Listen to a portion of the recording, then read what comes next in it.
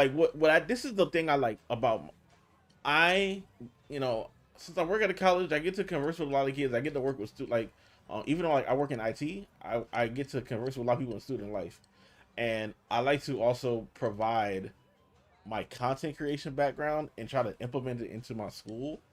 And like, like sometimes I have like professors and whatnot will like, either ask for my advice on stuff, or I'll speak and provide insight on like my content creation career, to kids who really want to pursue something like that. So I enjoy that. I enjoy making an impact and like being a resource for the students around me. That's one thing I do love about my job, being able to help out the student body. So it's that's really really really cool.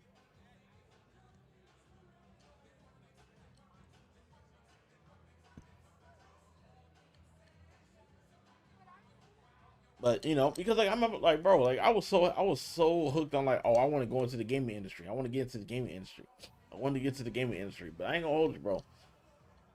The gaming industry and the private sector, bro.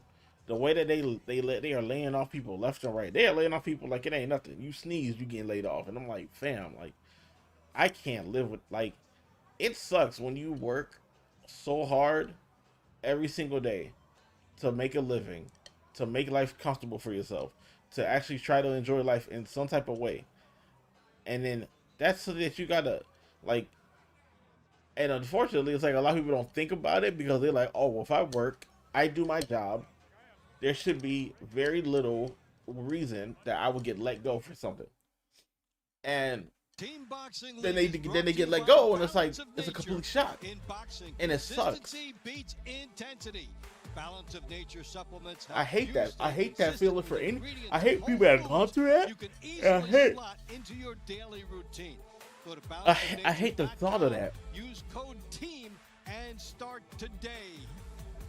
Right, exactly. And we are getting ready That's to why get started I'll stick around and inside do what I the like to arena. do. Time You to know? meet the fighters, and I just, like I let's said, go like to my our thing great is that like fighters. I want to live. I feel like I haven't fully lived like that.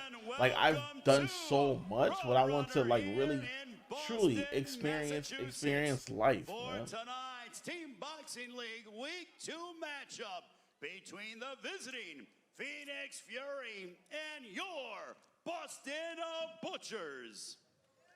Tonight's event is brought to you by the Team Boxing League app. Stream every moment of TBL. Stream live on the Team Boxing League app, available on Apple TV 4K, Roku, and Amazon Fire TV, as well as iPhone and Android devices. Don't miss a second of TBL Team Boxing League action for free. Download the Team Boxing League app tonight. Also, Climax Moonshine Fire number 32, known to bring the heat. And tonight's fights are powered by Balance of Nature. Our And that's why, fighters are fueled and that's the with clean thing, carbs and that's real why, and then ingredients. that's And how now I you am. can too. That's why I am the way I am, bro. It's like Their I always want to new pour generation into other snacks and people, get 35% you off know, right now because I with want to team make sure that code people at get to, balanceofnature.com. everybody has like a And vision. Everybody has like also, Serenity something Springs that Recovery Center, provides some a that place of fulfillment. recovery And for me, it's always being self-discovery. able to pour into other And now, people, man. ladies and gentlemen, let's meet Like that's the one thing, like, bro, if I could really like Gutierrez and Joe just chill. Guzman's Phoenix Fury.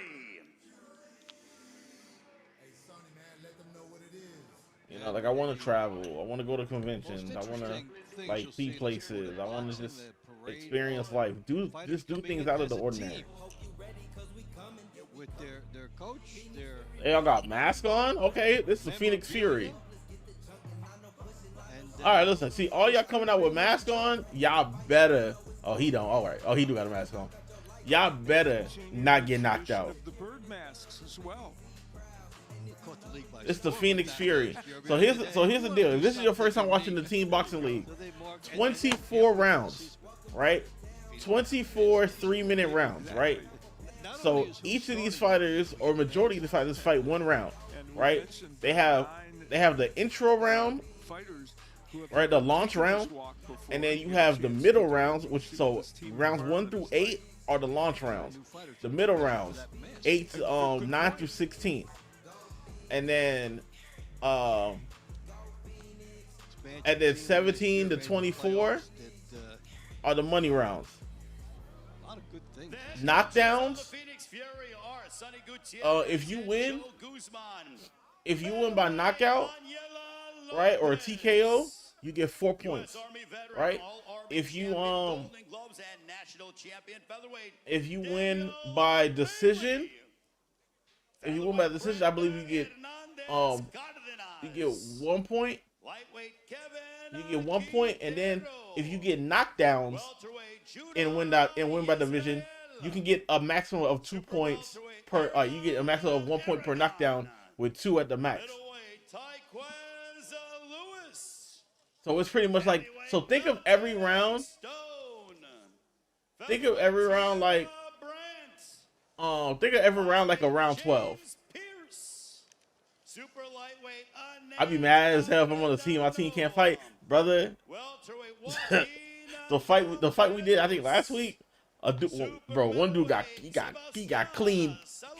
He got knocked the hell out, bro. 2025 TBL Most Valuable Fighter, light heavyweight Raiko El Corojo Santana. Olympic trialist and 2025 TBL Most Resilient Fighter, cruiserweight Charles CP the Champion, and heavyweight Manuel Villalobos. This are the visiting Phoenix Fury. And now, ladies and gentlemen, let's welcome from Jimmy Birchfield and Coach Alex Rivera, your Boston Butchers. Man, I feel good. I've lost 13 pounds so far, and I feel like I'm getting back into that mode of like locking in with my meal prep and whatnot. And I know when I lock in, weight can just drop, bro. So I'm proud of myself. Yeah, bro. When I started, bro, I ain't realized. You know how, I don't know. You tell me how it is. You ever look at yourself and you like, yeah, I'm big, but then you get on the scale and you like, oh, I didn't know I was that big. You know, it's like, cause like, you know, you look at yourself every day and like, I ain't nothing, and like you function and whatnot, bro. I got on the scale, bro. Scale said I was 388, bro. 388.6 to be exact. I said, oh no. So she look like she a problem. 2025 Olympian representing the Dominican Republic, lightweight Alexia De La. Well, see, here's my problem with that, though. I'm in that position now. I got some clothes that some clothes that fit. I got some clothes that are too big, but then like the next size is still too small. So I'm in that transition, in that limbo type of like phase.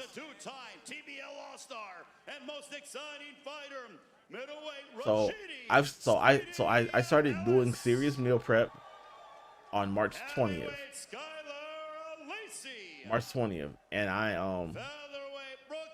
And I'm currently at 375 now. So I'm like, bet 13 pounds already gone. Whether it's like quick fat or like water weight, but we dropping. So, and then my whole thing is that like I ain't looking at the 3 number. I'm just looking at the 10s and the 10s and the 1s. 10s and the 1s. So every time I see that 7 go down to a 6, 6 go down to a 5, we make it move.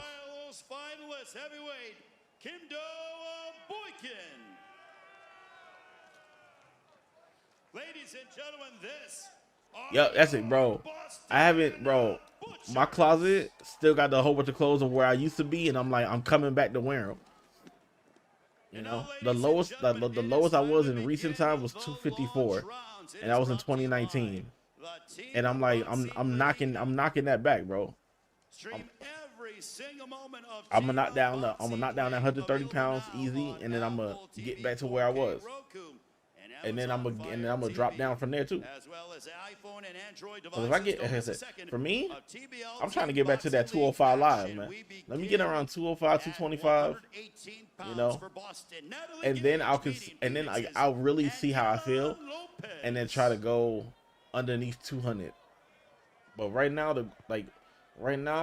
the overall goal is like 205, We'll get set 225. to Let me get get around right that to range. it.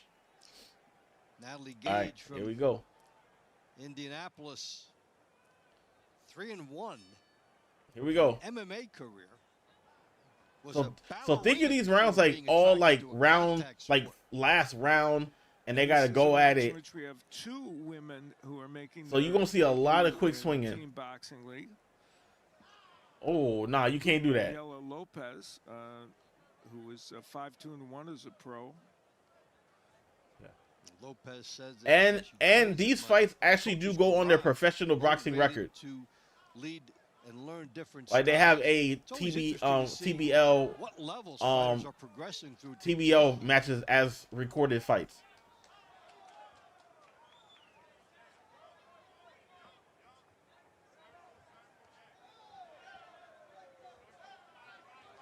Lopez looking like she's got a boxing style pretty well, and Gage is Oh, trying to get cause with that inside overhand right. brawl with her, like in her MMA platform. Yeah, Gage was in the bare knuckles as well for 2 fights. Oh nah, you fighting bare knuckle? Interesting with this is it. Looked at the Yeah, videos of her. 210, 220, Really good 210. right-hand power in those. Yo, mommy Most asking where you at right now? boxers, Are you going to get that kind of time? Yeah, precisely. There's Lopez Whoa. with the right hand that kind of sneaks in there.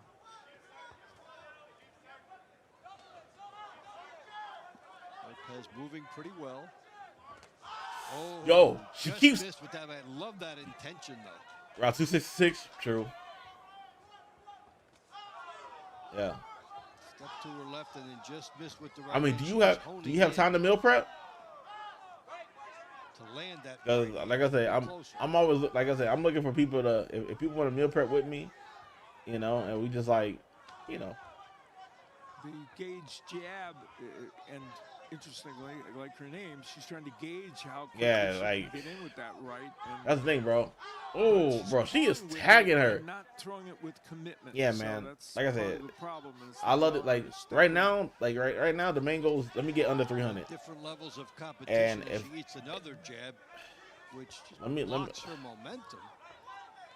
Yeah, Lopez with more experience as a boxer, and I think Yeah. that Well, is yeah, and showing that's up and that's here my thing. early in this, My thing is that like I'm trying to find ways. I'm reading labels. I'm weighing my food, checking service sizes, and doing all that stuff. You realize what's being taken away from you. By Hey the man, that's the thing. speed and So pretty good footwork. I will say I'm never home enough tool or like I don't have time. Lopez landing a lot of good If you counter just right hands honestly, during if you the put course of like this round. 2 hours aside, Quite a few. I feel like you can knock out a week's worth of prep, and you'll be good. Right, so round 1 in the books, the women fight. Cause like yesterday, 3-minute rounds. I made TBL. breakfast sandwiches, like pretty much like egg McMuffins, Precise effort by Yellow. and then so and then I have them wrapped up in aluminum foil. So I just take one every single morning. And then I did this I did sweet potato fries with chicken, Defense was. and I made like my own like raisin cane sauce, Tried to get in. and like it's as just like a high in different- protein, Different animal. and you know The skilled, the boxer like high who like was moving and I use made a reset a lot. low fat Greek yogurt, light mayonnaise, sugar free ketchup, Hear from the people honey who mustard, The judges um, may have a different feel W for sauce Anthony or in that round. Worcestershire, That has been known to happen um, on occasion. now and then. But you know, garlic powder, and to me, paprika. it's- Of the 24 fights, when it's all Ladies over, and gentlemen, hit it in the a minute. winner of round 1 by unanimous decision from the Yeah. Phoenix Fury, Aniela Lopez. I was about to say Yeah, that. bro. I just be like, and that's all I'm do, bro. I just go on YouTube and I see something I like. I just copy the recipe and I'm like, all right, I'm gonna buy the ingredients just for that recipe, make it for the week. That you're going to have a great issue with. So then that way, I know I'm not overspending on groceries. Groceries not gonna go bad, and whatever I'm buying is actually getting used. Boston, Eric Emery. Nomi Phoenix's Daniel Bailey.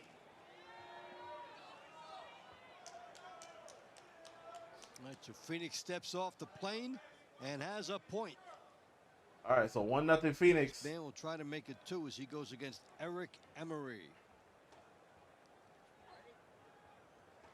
You know, and that's the thing. What I'm about to do, man, I'm gonna try to do streams of me meal prepping, man. Just find ways to converse and still like make content. Emery 6-0 as a pro with 6 KOs, so he's got power, and he's had 5 TBL fights. So, and there you see Daniel Bailey's background. Daniel Bailey name sounds familiar. 4-time Army champion, also 9-4 in the TBL, 7 wins in a row in the TBL, on top of all those other honors and accolades. Man, 15-3. So he's been Yeah, literally discipline in his life.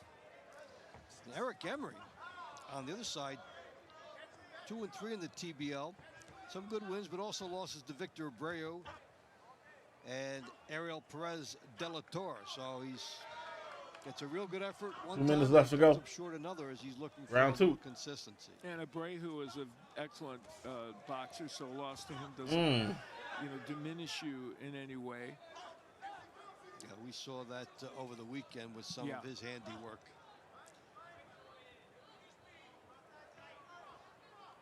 That's two pretty accomplished guys here. Yeah, I mean, they should be a good match for each other. Wild overhand right there by Emery.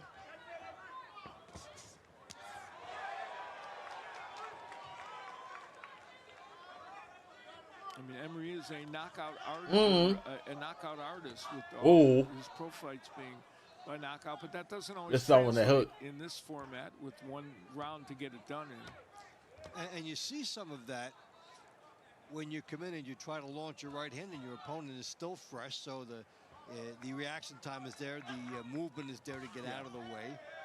And we see, But yeah, man, like I said, the reason I'm trying to drop this weight, man, is just so I have, you know, coming up a little bit I have energy.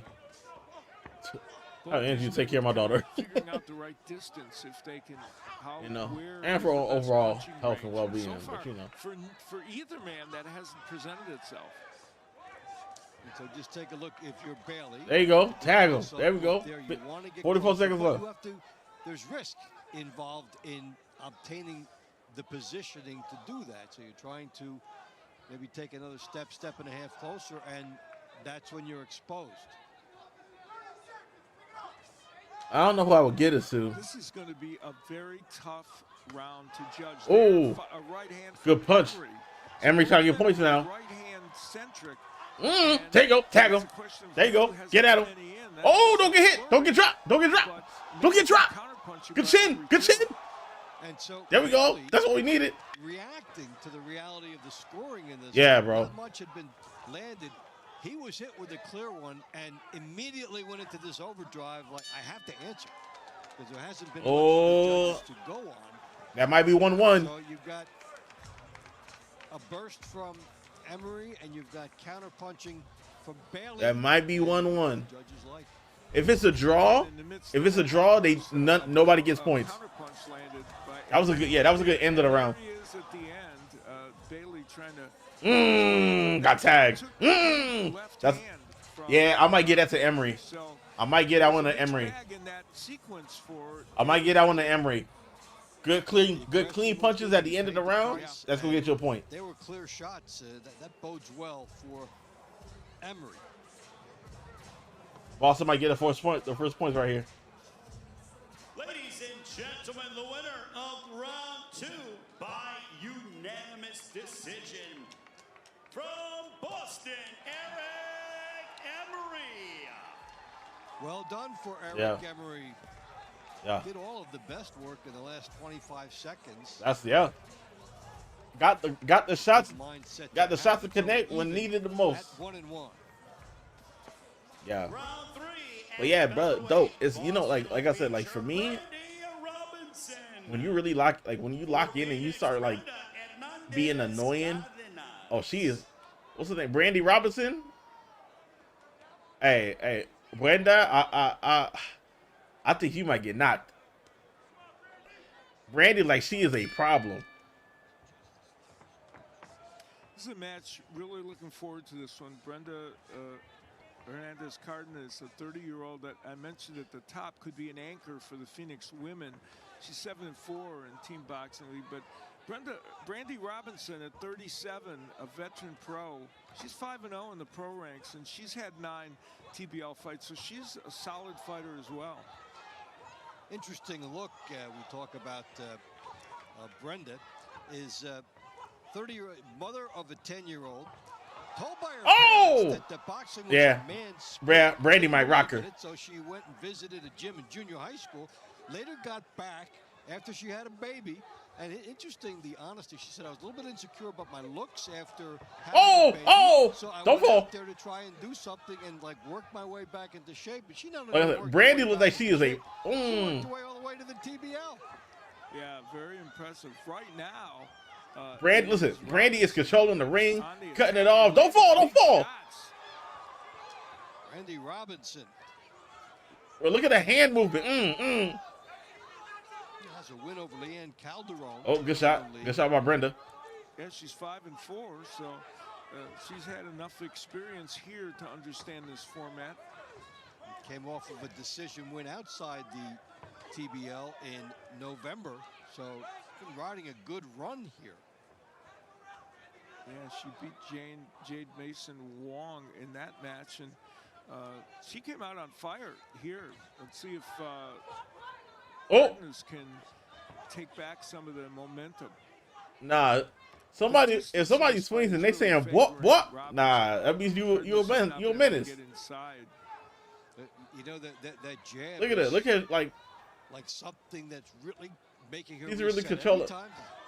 All you have to do is show it as your Robinson, and it makes her stop and reload and think about it. Oh.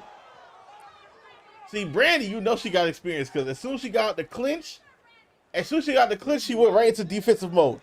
Having an excellent round here. 39 seconds.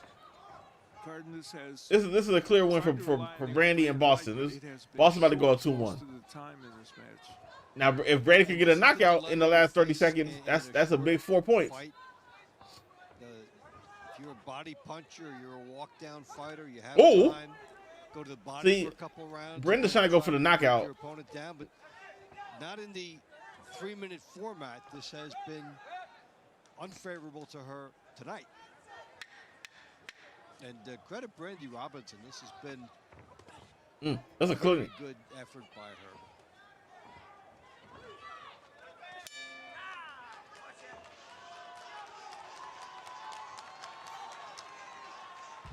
Well, in a match that saw Brandy Robinson kind of controlling the distance, you saw the overhand right that we talked about that just couldn't get there for Cardenas, and then Robinson coming back with good punches. This was the early sequence in the round where Robinson came out being very, very aggressive.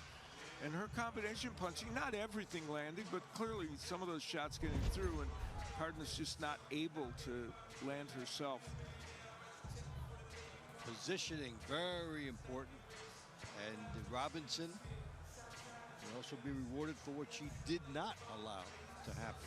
TBL fans, the winner of round 3 by unanimous decision from Boston, Brandy Robinson. Well deserved for Brandy Robinson, and her team goes up 2-1.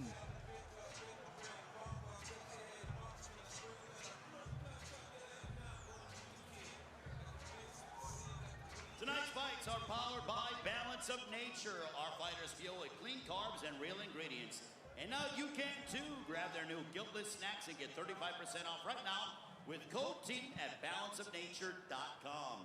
Round 4 at lightweight for Boston, Alexi De La Cruz. For Phoenix, Kevin Quintero. All right, De La Cruz 49-15 overall. 6 wins in a row. And Quintero coming to us from Ecuador. Oh, he's done. And we will not have time for introductions. Get right to it. Exactly.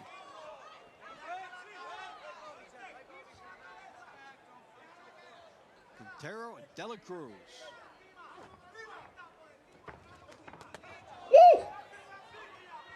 They is going at it. Both men on the outside trying to land big shots in what is obviously going to be a style of wide looping punchers. Looks like the jab is optional in this one. Of course, if either fighter can make the adjustment and go to that, it'll be a big benefit.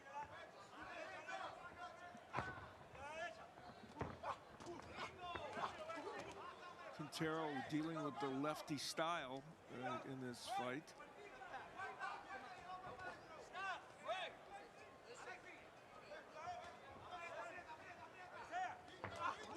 And throws a beautiful right hand that you want to use against the lefty. Coming in trying to parlay that. Bro, they swinging. Quintero is the straighter puncher of the two, and that is one of the differences right now. He was throwing some looping punches himself, but he has been a straighter, more compact puncher in this. And both these men in their first team boxing league effort.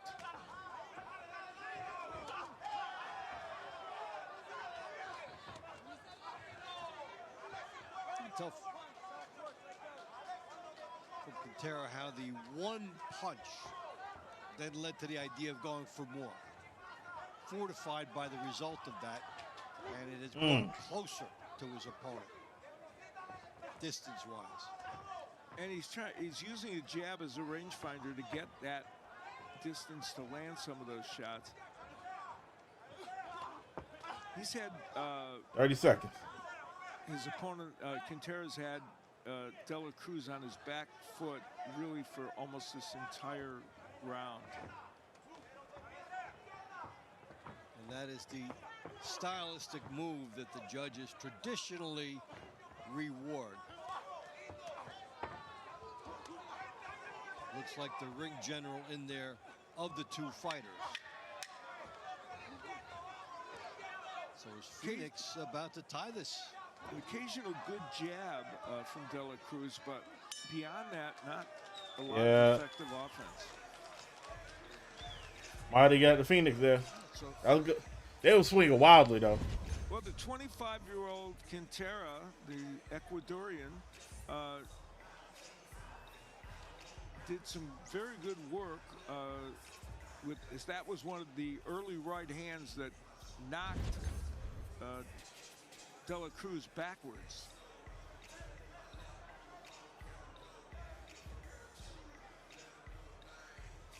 He had more moments. De La Cruz couldn't find a moment. Ladies and gentlemen, the winner of round 4 by unanimous decision from Boston, Alexei De La Cruz. Wow, okay. Wow. So Boston had lost the first one, but comes back, gets the next 3, gets a call there. We are just getting started on Team Boxing League. We'll be back with more after this.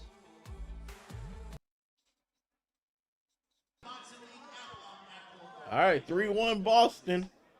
Make sure to download the Team Boxing League app on your Apple or your Android devices. It is free, so you don't miss a minute of any of the Team Boxing League action. Also the schedule as to when we are coming back here to Boston.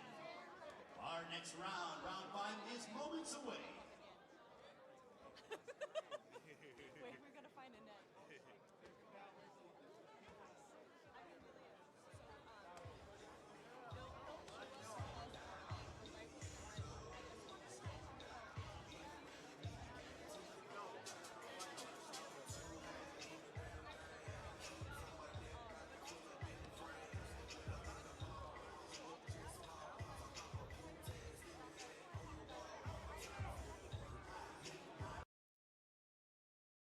Boston, the Butchers, have a 3-1 lead. They've gotten out to that fast start as you take a look at the city and then inside as we continue the launch rounds.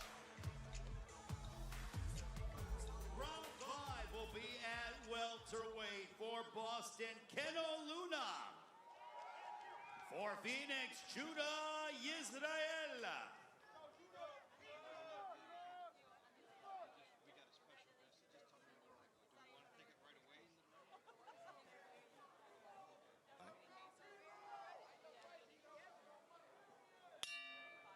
All right, round 5. Dave Bontempo and Al Bernstein. You're watching TBL Boxing, and at ringside, we've got Amelia Moore with a special guest.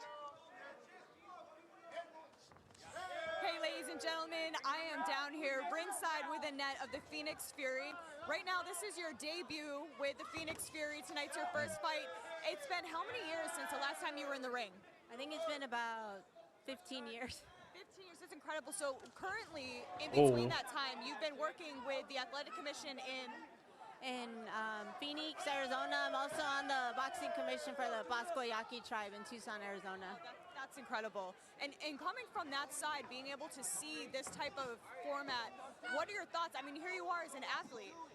Yeah, I think it's just a really good opportunity for a lot of athletes, and we all have our own like individual reason for being here. But for me, it's an opportunity for exposure. It's an opportunity to show my skills, but also like hype up my boxing gym back home. You know, I'm trying to raise money so that we could have the facility that my father started.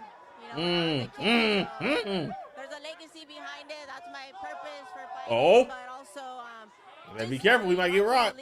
On the commission and seeing the opportunities and also just the safety too, right? Like we're all getting in here 1 or 2 rounds, but it's, you know, people could say, oh, it's just 3 rounds, but 3-minute rounds, you know, it's a lot. So there is, you know, full-time training. You got to train like you're fighting for a title fight. So it's great to like be able to have the opportunity at 44 to jump in there and be with the team too. I played college soccer at the University of Pittsburgh, so that team concept and watching the teams when I worked for the commission was amazing.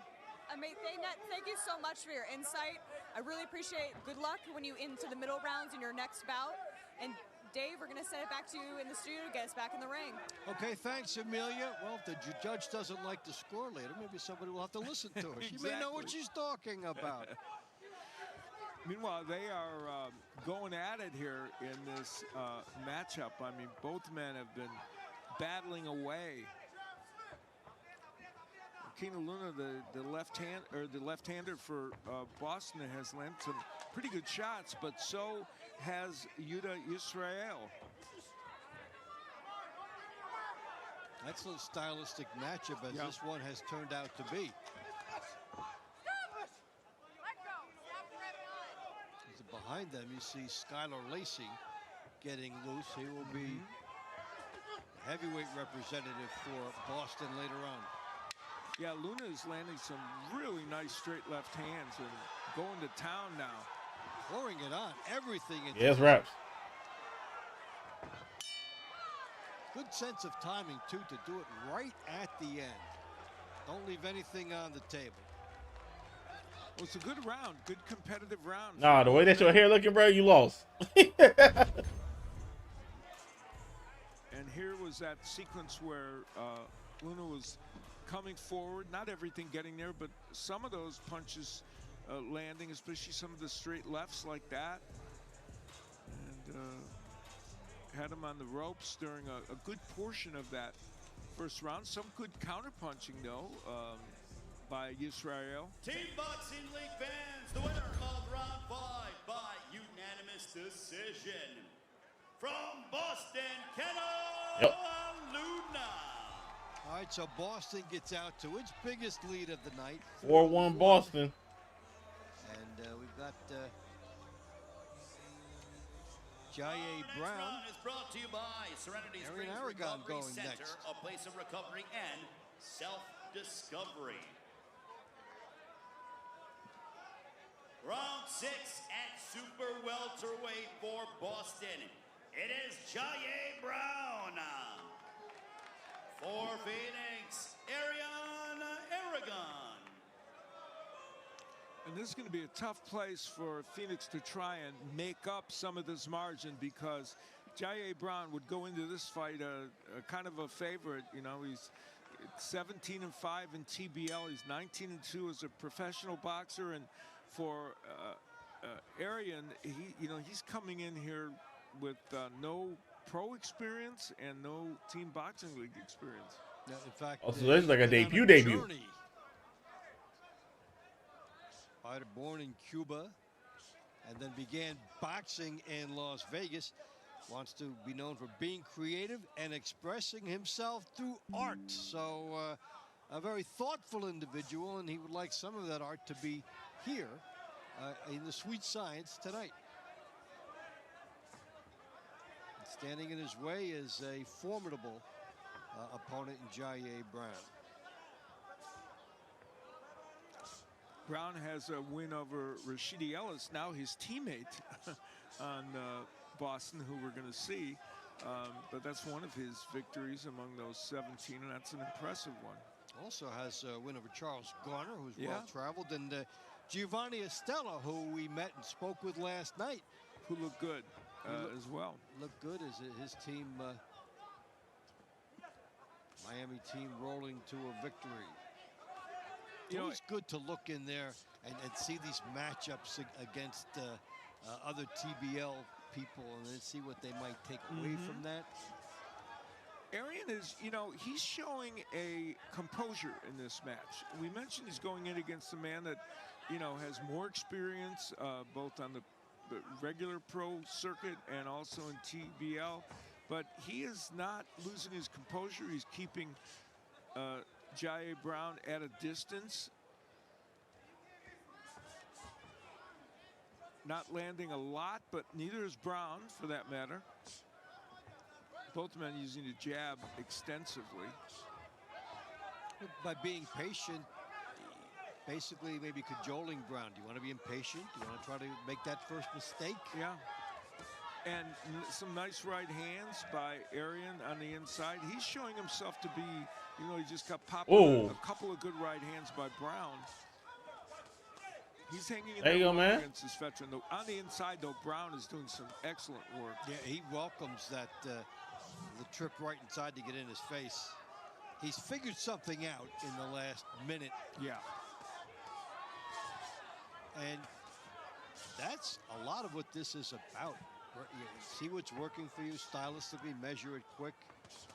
Hey, listen, both fighters trying to press a pretty good pace now. And you have to feel for Arian. If he was in there against other fighters in this TBL, the way he's fighting, he'd be doing better than that's going to Boston in this round. But if Brown is, he's a step up. He is, and he's just walking through any opposition. So very good final minute of that for Jaye. Hey, I mean, Buddy held his own, though. Well, after an early part of the round in which Arian was holding his own to a great extent, then the jab started working for Brown, and then he closed the distance on Arian. And once they were on the inside, did some really good work, popping the right hand and also being demonstrative in the way he's approaching this.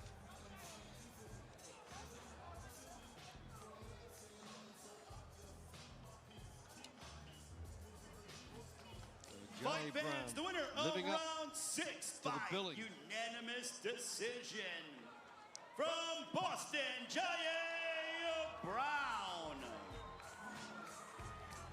So Jaye Brown gives Boston now 5 in a row, and one of their best fighters, almost like Mr. Automatic, is up next. Round 7 will be at middleweight for Boston, Rashidi Ellis. He'll make Phoenix's Taekwon Lewis.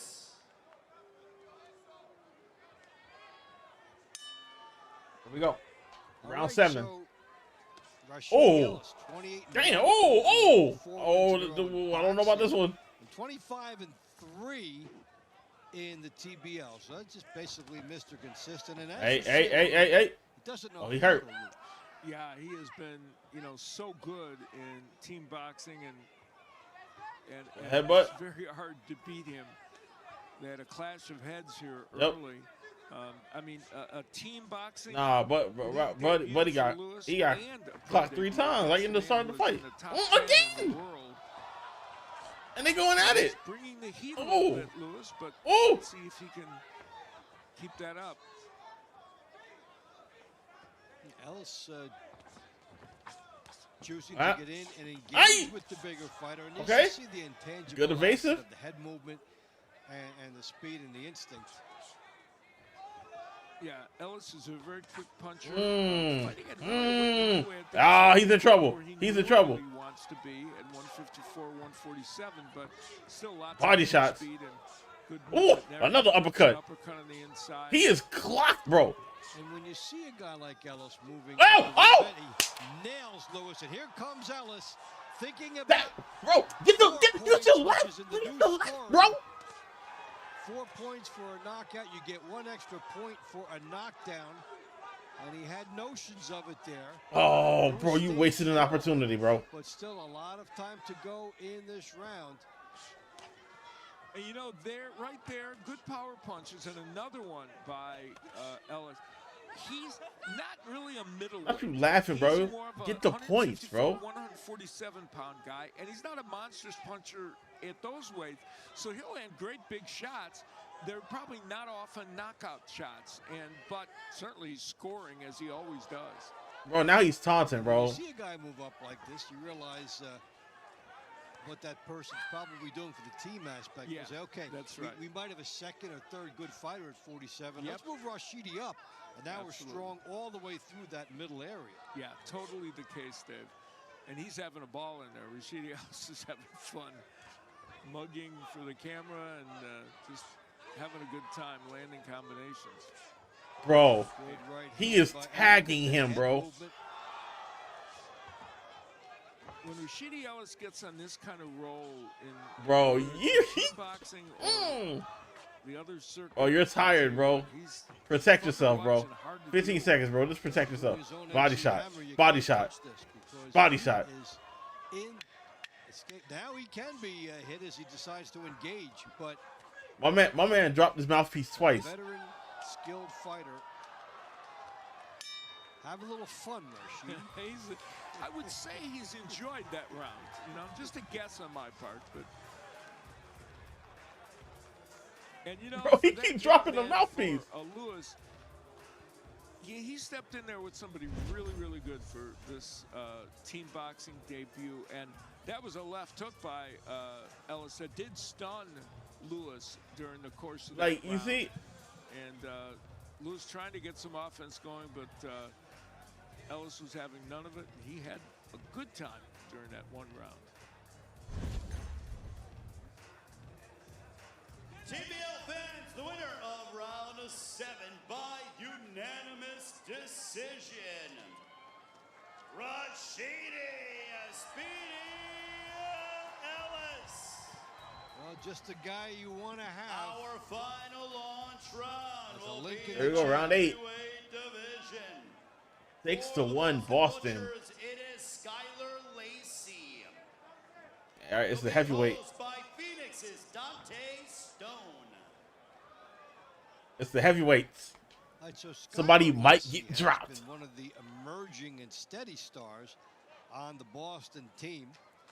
8-1-3 as a pro. 3 of his last 5 heavyweight matchup. Let's go, man. Somebody getting dropped. So they say, and a disqualification thrown in there as well along the way. As a TBL, he's 23-7, and after 2 losses to Conjure Nathan, Philadelphia, that's no shame. That body shot caved me in. 11 in a row. Hold on, Skylar. Became one of the leaders on a playoff team. Yeah, he's had a really good careful, TBL, careful. Experience. Now, Dante Stone, and you see him in there 21-2 as a pro. Team Boxing League debut, but he's going to stand right in there with Lacey. He's a capable opponent to Lacey. He's got pretty good hand speed, the left-handed style, which the heavyweights don't see very often. And if the Fury was going to turn this around a little bit and get a win, Dante Stone's a guy who can do it for him. 26-8. Ooh, that left hand looks like a problem. That left hand from Dante Stone could be a problem. And on the human interest level. Body He's shot, the nice. oldest of 6 children. His younger brother diagnosed with autism, and he said, I am fighting for him. Well, there's a lot of carrying family banners and close to you. Good shot. Good shot with that left hand. Go into the ring. Stone landed a nice left hand there, but the volume level of Lacey right now is a lot more than Stone, and the question is, will that carry the day for Skylar Lacey, who, as we pointed out, has so often won his matches in the Team Boxing League. And you build up the momentum, a freight train all last year, and then this is the first fight this year, so a lot of importance attached to that. And he's fighting outside with a veteran's poise. He jumps in, throws his best shots. Did Good get strike. caught there, Good strike. but for the most part has been on Oh, the with that outside, right hand. do his work and get out. You know, you're not going to, as a technician, Skylar Lacey has an awkward looking style, but some of the important techniques are there. And as a boxer on the outside, he can get it done, even if it looks very herky-jerky. 40 seconds left. And Stone is still trying to land that straight left, but is having a hard time doing it. And the Lacey jab and an occasional right hand is making it very tough on him. One of the things I really like about Lacey here is his ability to mix it up. You're thinking, okay, maybe I'll try to time the jab. Maybe I'll try to time something else. But one time you face the jab, and then the next time it's your right hand that you have to time. 15 seconds. Yeah, it's a very unique I style get a little to active. fight against. And the right hand of Lacey now is making its presence felt in this fight. This has turned out to be not as perfect a stylistic match for Dante Stone as he would like, although he did get that left hand in. Lacey landed a big right hand at the bell. So What are you like? Why you hugging me, bro? We it was a not good friends. scrap, and stylistically looked like it favored Skylar Lacey as it played out. They are feeling I'll be right back, on the yes. bench, Boston. Well, hey, look at us. We've won 7 in a row if we get this Yeah. one. So, you know, it's contagious. And you don't want to be the person to lose on that good thing. Let's go. You do not.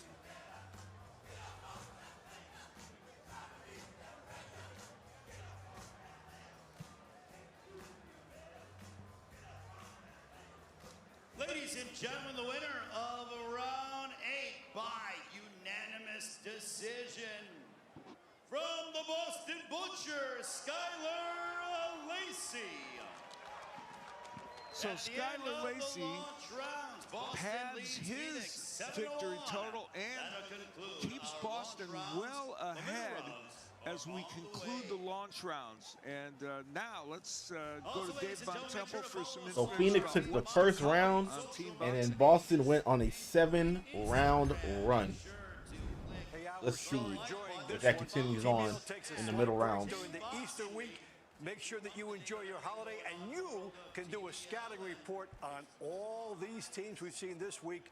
A little scouting report before we come back in week 3. And what will we have? Well, we will have New York City Attitude taking on the Houston Hitmen.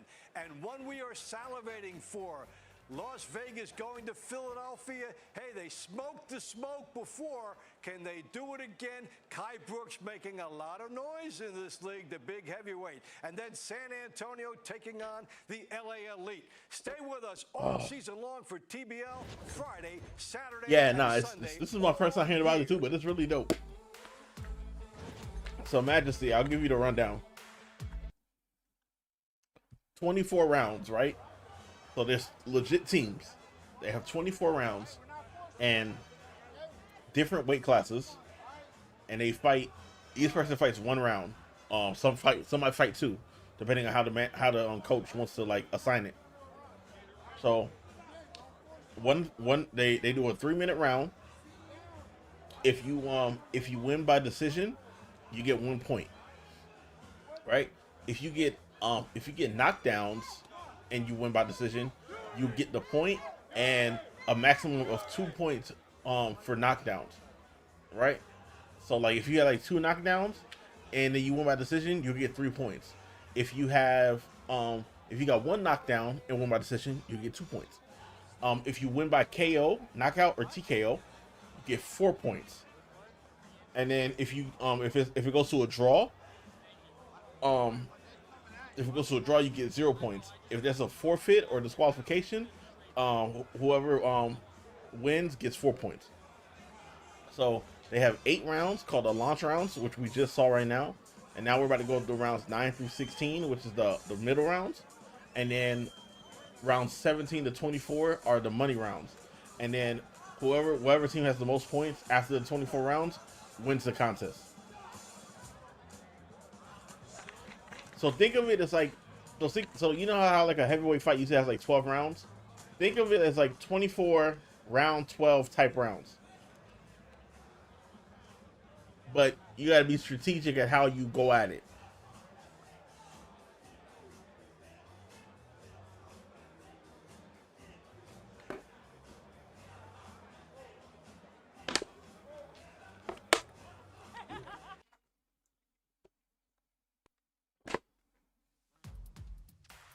All right, getting ready for the middle rounds tonight. Boston doing the number right now on Phoenix.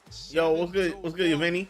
Well, before we get to those rounds, we've got so much to tell you. First of all, on the replays of TBL all next week, so you can watch again and again and again the entire first couple of Who's weeks. Sebastian? What team is he on? Dave Bontempo and Al Bernstein. And Al, we have had some exciting news we announced last night.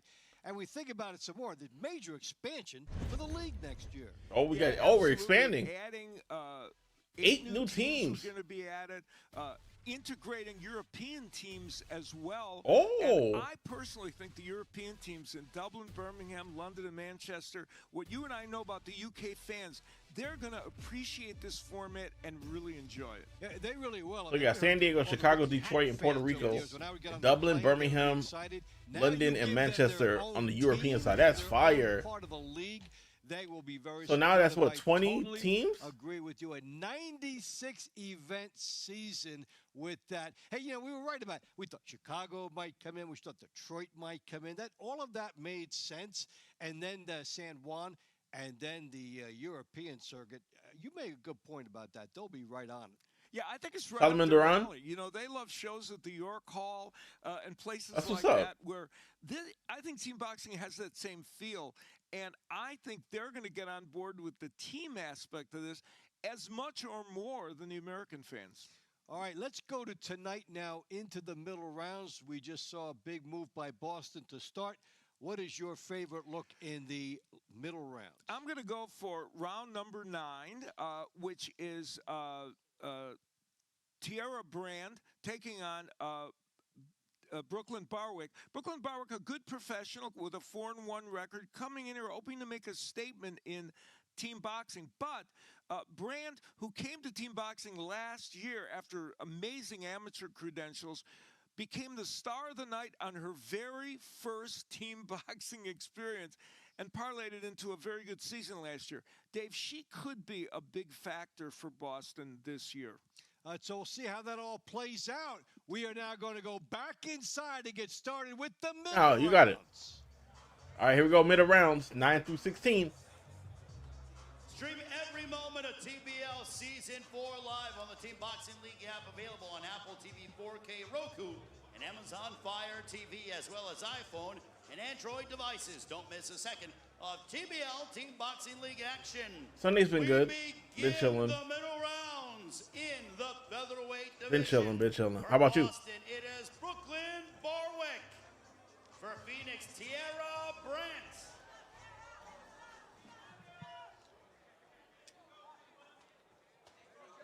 All right. What do we expect to be good action as Brooklyn Barwick nicknames herself the Big Deal. She's 4-1, 4 knockouts away from here, and she had loss. And Tierra Brandt, of course, fighting Alyssa Bolts last year, coming on the scene, 5-time Muay Thai champion and Team USA member. You know, Al, when we saw her last year, you just got the feeling that there's so much raw talent there And if she finds a way to add to it, you take a look at the frame, all the other credentials that she has, and she could be a real good one. Yeah, and she had a lot of development last year in the TBL. Oh, good shot with her right hand. Oh. Yeah, keep going at it. Fighters, we're watching two backgrounds, and we're watching a possible trajectory for Ooh. Tiara Brandt, who's going to work on the inside. She's teeing off. She's using that height and reach and her edge and hand speed. Barwick trying to get on the inside, but even when she gets there, my goodness. By Brand. Good right hand. Good right hand. Yo, she is tagging her. She is, yo, Tiara Brandt is wrecking right now. A lot of the times we saw her last year, she is closer to her opponent. She's got the sense of getting into the punching zone, and she's having an impact with these shots. Yeah, Brandt knows how to fight on the inside in a way where she doesn't have to smother her punches. Just enough punching room, almost to mid-range, and especially against a shorter opponent like Barwick. Body shot. Unloading with that left hook. Minute 17 left. Barwick in trouble. You know, Brandt at 24, she has a 2-3 record in the pros, but she looks like a boxer, as you pointed out, Dave, that's beyond that. You know, better than that. A lot of these things. Improvement, and she is starting. Brooklyn's in trouble. Off 5 good shots get in. Again. Does she want to gamble and try to get more bonus points for her team? This could be try to get the knockdown for Phoenix, because Brandt is in charge here. Yeah, her team could sure use that, and there's a lot left. And even if this is one of those fights where even if she doesn't knock out or knock down Barwick, she could put enough of a punishment on her that the referee could step in at some point under the right circumstances. Yeah, and that's the quick way. 24 seconds. Points. She is landing everything flush. Yo, she is uppercut by Brandt. Really, it's a question of, does she have the time? And she's trying to beat the clock. Brandt 13 seconds. Is she gonna get the stoppage? Is she gonna get the stoppage? Barwick's in a lot of trouble. Oh, is she gonna get the stoppage? It's a matter of the clock. Will it Fourth? allow her the time to do it? And will the referee pull the trigger? She is very. Oh, you're lucky. Looks like the bell got in. Oh, you're lucky. Yes, it can. That's a 1 point though. That was light work. Save Boston points, that's for sure. 3 points. Yeah. Dang. Just that was the difference between a 1 point win and a 4 point win. I thought the ref was gonna. Major trouble. And she's not holding on, so you're figuring right. And the body work as well, a part of the equation here for Brandt. Well, that was exquisite, and about I think another 15 seconds. But now, so Majesty, because of that, Phoenix is gonna get 1 point because they're gonna win by unanimous decision. No, don't do that. You got whooped. Against a very good fighter. Ladies and gentlemen, the winner of round 9 by unanimous decision from the Phoenix Fury, Tiara Brandt. So watch that name. Watch that fighter, Tiara Brandt. Our next round is brought to you by Climax Moonshine, fire number 32, known to bring the heat. At lightweight for Boston, it is Abreu Francois. Filming Phoenix is James Pierce.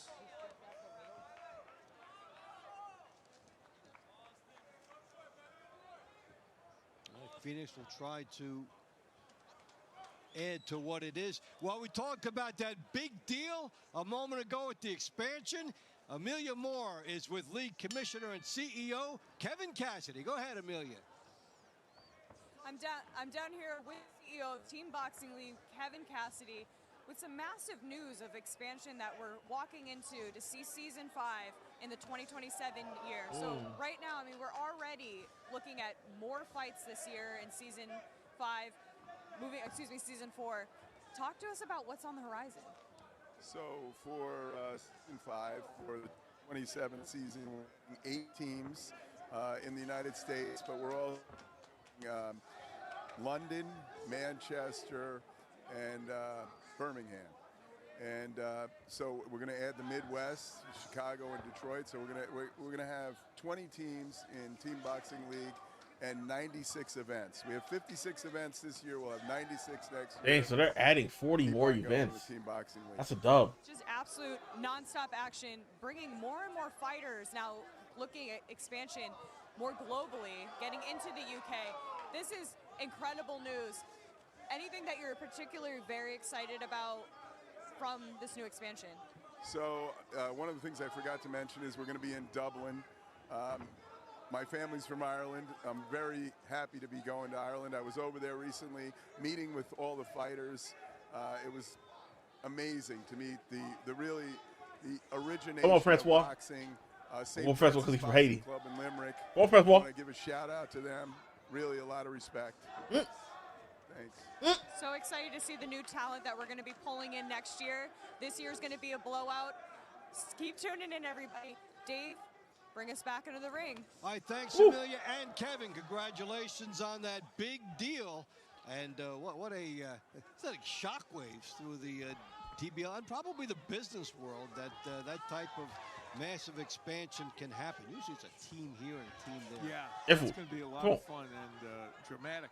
This fight is a lot of fun. Both these men, Francois from Boston and Pierce from the Fury, have been exchanging a lot of leather. Francois seems to be getting more of the offense in, but the left-handed 39 seconds has left. had his moments as well, and just absorbs on the right hand there, though. Really like about this is sometimes you get that righty-lefty matchup and there's a lot of studying and you don't get the explosive action.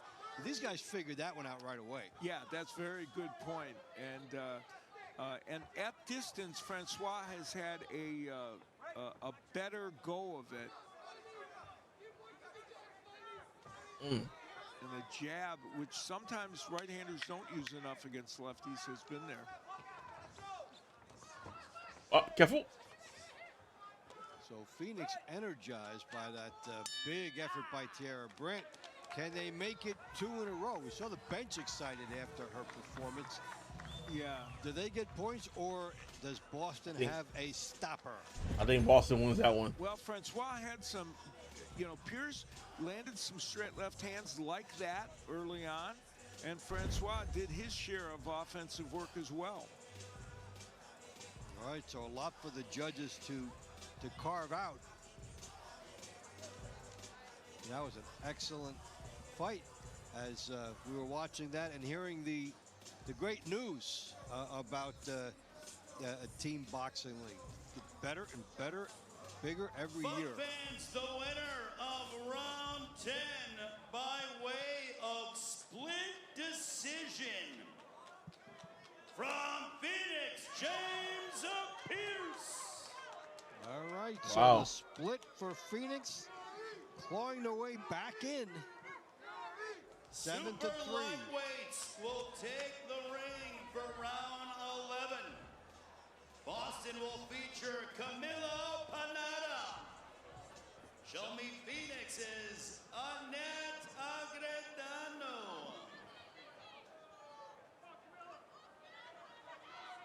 Camila Panada, well-traveled. Italy and then back and forth to Mexico. And of course, round 11. About what an effort she gave in Caroline Dubois. Yeah, her last fight was against Caroline Dubois, the lightweight champion of the world and considered one of the best pound-for-pound women fighters as a pro. And she went 10 rounds with her in a world championship match.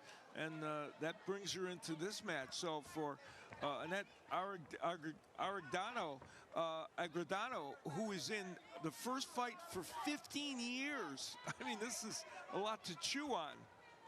Here come the judge indeed, as she is in there, and Camila Panada, many different qualities, legal services science degree as well. So a lot of education and a lot of intensity as she puts all these good qualities into her career.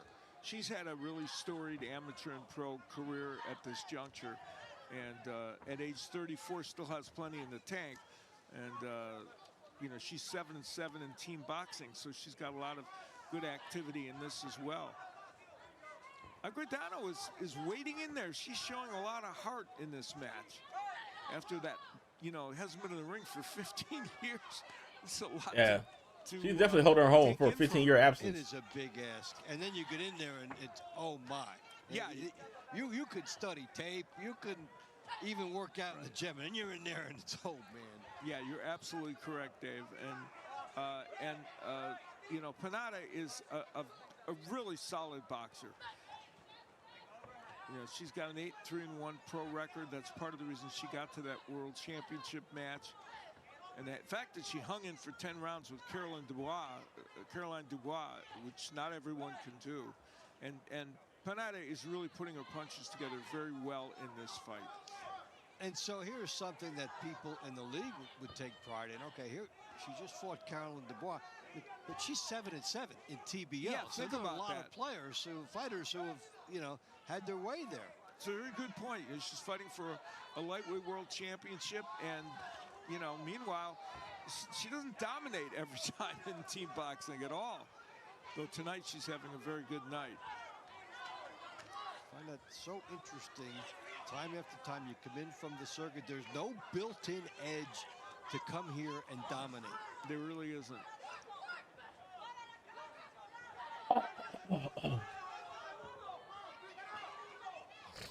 Agredano, you're doing your best and trying very hard in there, but you know, it's been a long time since she fought, and she was 5-0-1 as a professional back when she fought, but that was a while ago. What did you tell Amelia? 44? That Yeah. she is, and she put up quite a good effort. And there's something to be said for that, to make that journey, make that try. Absolutely. Boston's gonna get another point. Unfortunately, she caught a fighter who was on tonight. They will fight again in round 21.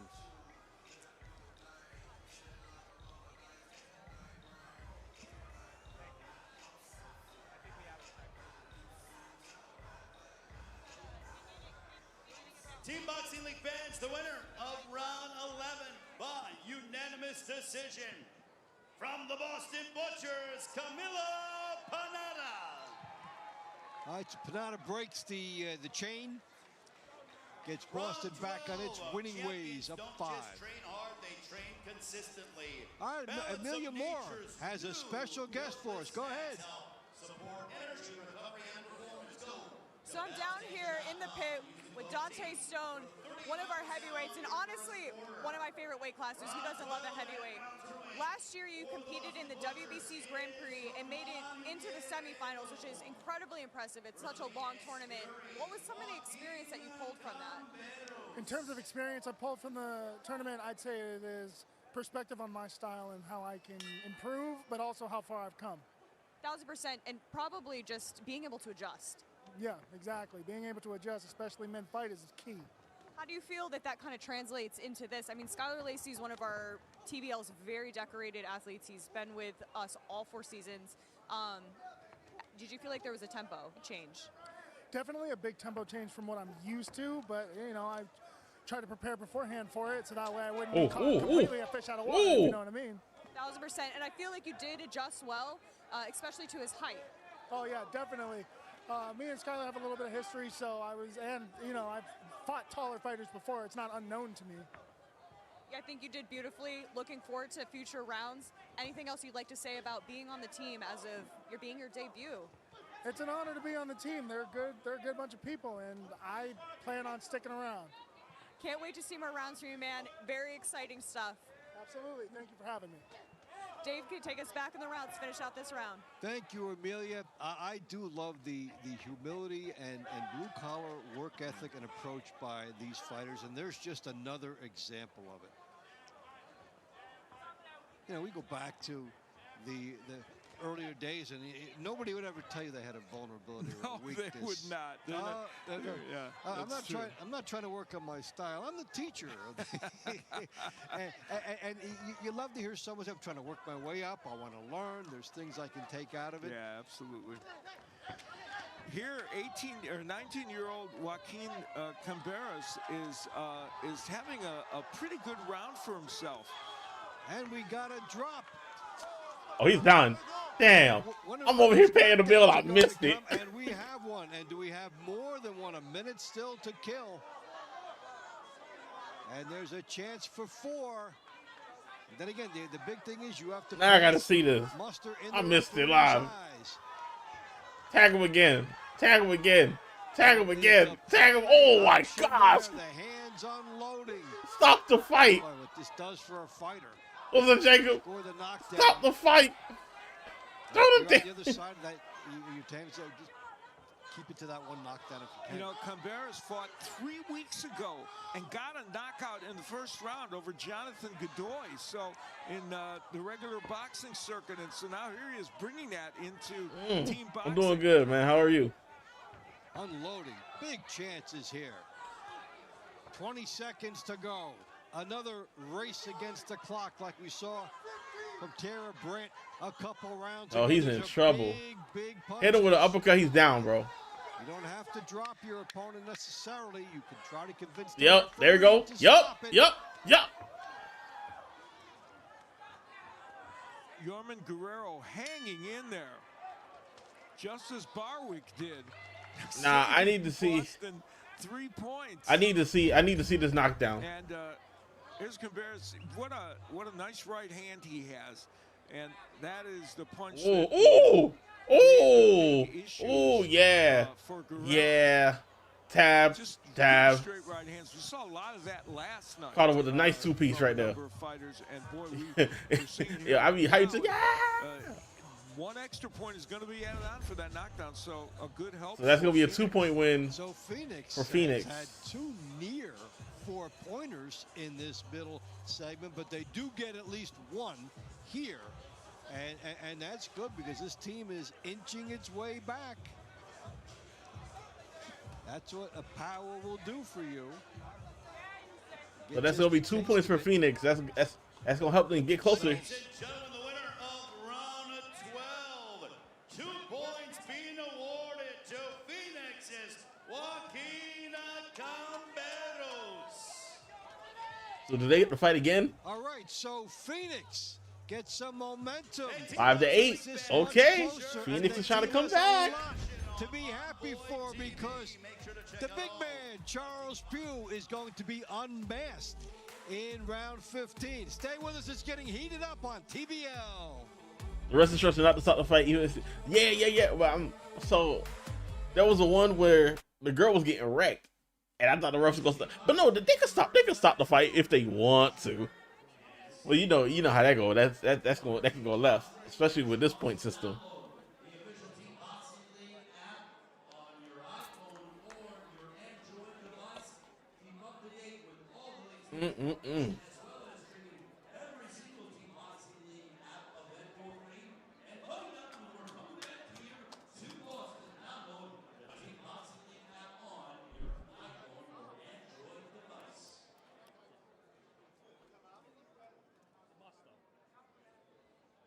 The score right now is Boston 8, Phoenix 5.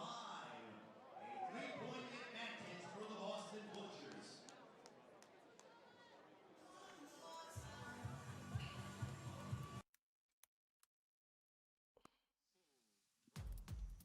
Dang, that shit go smack you. Phoenix Fury has risen, gotten back into this contest halfway through the middle rounds and the entire event. And inside, they're excited. Let's pick up the action.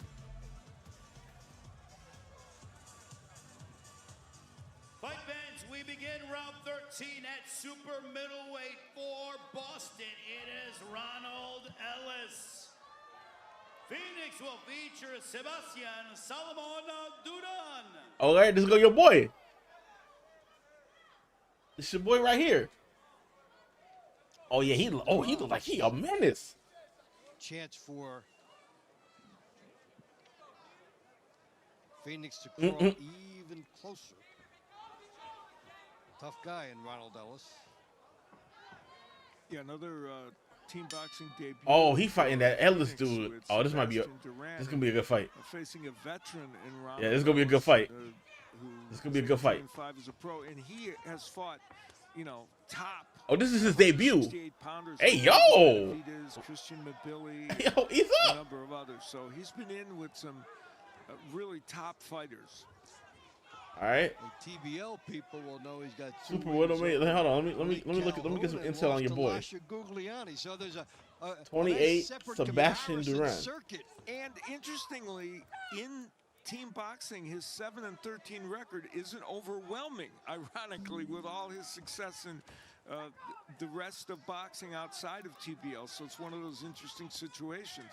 So we'll see if Duran, who's relatively inexperienced, just 2-0 as a pro and making his team Okay, boxing debut, 2-0, can orthodox deal with stance. the veteran, who is a 36-year-old. So if you're Boston, you're liking this matchup coming in. Oh. Oh. A guy that has fought in a lot of circuits, very seasoned. All right. He got the solid chin. Ooh. Overhand right by Ellis, sneaks in there. Why you hit Tom knocking over the Ellis soccer has kick? fought these top fighters. He's always had a number of good rounds in those fights to show he belonged in the ring with them, even though he didn't get come on. wins in those fights. And Yo, what's going on? he lands a real nice, solid left hook there. Ellis showing the jab and moving. Duran trying to punch with Minute 18 left. Ellis. And this is one thing about the inexperience we talk about. Yeah, these punches, the wide. You know, at some point, you know, they'll tighten it up and be more precise. But you can understand with the adrenaline and the excitement. What a beautiful uppercut. Oh!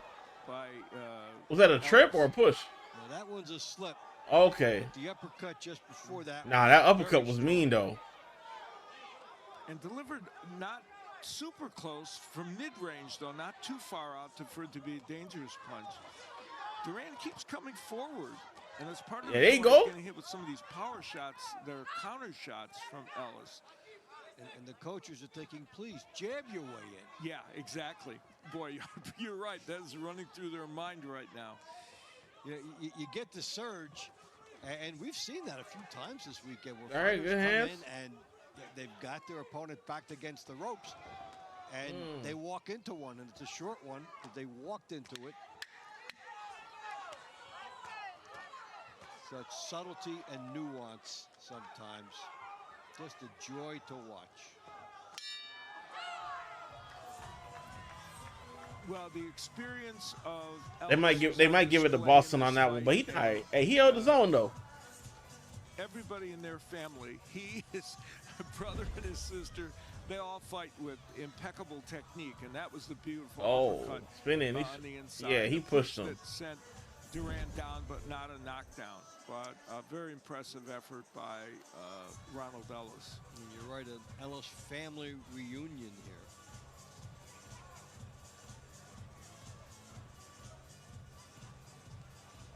Frustration for Duran. He wanted to do better in his debut, but he acquitted himself pretty well for an inexperienced guy. Of round 13 by unanimous decision from Boston, Ronald Ellis.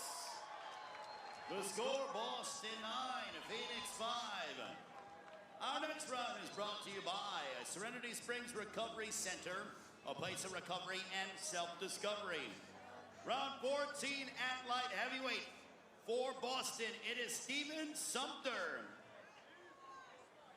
For Phoenix, it is the TBL most valuable fighter, light heavyweight, Raico El Corojo Santana. Now you see, you can't do that, in my opinion.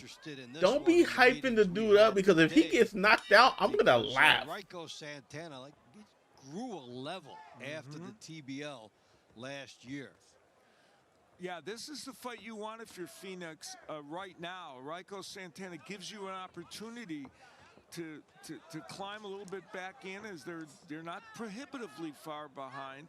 And he's 16-2 in team boxing, so he wins over Money Powell, Yusmel Ruiz, who we saw this weekend. So he's a solid fighter for sure.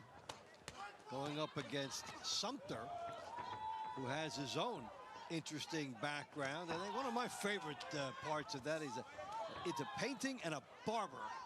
You know, a lot of different ways to. He's 11-2-1 with 9 knockouts. Interesting. Okay. He's a true Renaissance man. Yeah, indeed, indeed. And he's had a good. Oh, that's a slip. Oh my, left hook there may have been sent him down. No, it's a push. Boy, you crazy? Is a break for Boston, and didn't get a call against him. Here comes Santana trying so hard to try to get some bonus points up there for Phoenix. His last big effort outside of TBL, that 1-round knockout on the pay-per-view card, and he mentioned TBL for the training and how it had gotten him ready. He shocked Steven Nelson with a first-round knockout, and as you pointed out, and I've done fights in other venues where people have talked about how team boxing helped them become better, and so he's not the only one that is able to claim that. And he's still got a minute left in this round, and I'm not writing off Stephen Sumter, but the way Raiko Santana has performed here in this round, it's not impossible for him to add a point or more onto a possible win in this round. Yo, Santana is just tagging him. Points. There's the uppercut, maintaining a short distance so he can try and get back in. Short right hand, then steps back.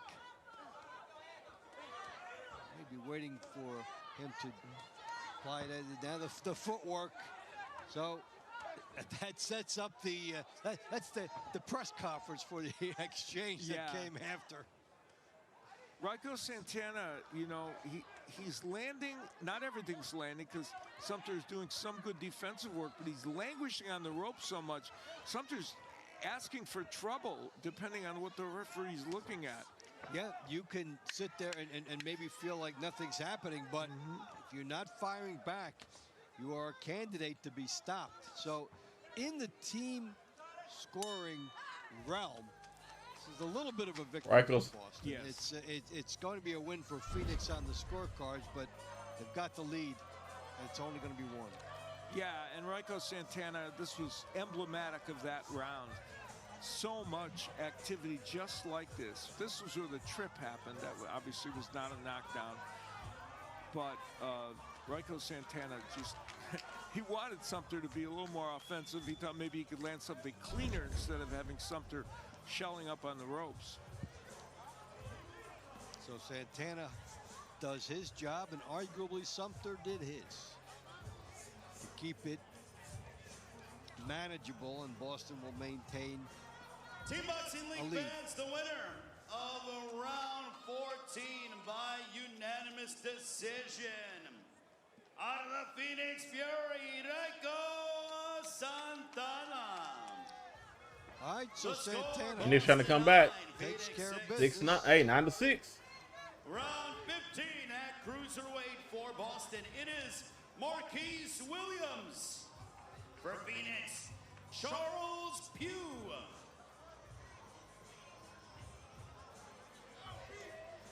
So this fight's interesting because Pugh has certainly got a good chance to give them another point. Also, if you go back to round 3 where Quintera and De La Cruz fought, if that one, which went to Boston, was now, which could have easily gone to the Fury, we'd have a closer discussion. Yeah, because Boston hasn't had the put away. Right. And so a string of victories. Charles Pugh, college football, defensive back at West Virginia. Now the head trainer of Pugh Fitness in Cleveland. 20-1. I call him the No, that's last year in week 2, It was a tight match with San Antonio. He's in the deciding match. It comes down to the final minute of the final fight. All of a sudden, he finds a little bit more when both fighters were gassed. And since that time, he went on to have a long winning streak in the TBL. He got his team the victory that night and became the leader of this team. Yeah, I mean, he's been spectacular. 3 wins over Yuneski Gonzalez, who we saw this weekend, the 40-year-old marvel of team boxing. And yeah, he's a formidable guy. And Marquise Williams, in his debut in team boxing, draws him as an opponent. Now, you know, Williams is 18-5 as a pro himself outside of TBL, so he's an experienced fighter. Good left hand. Yeah, good left hand for real.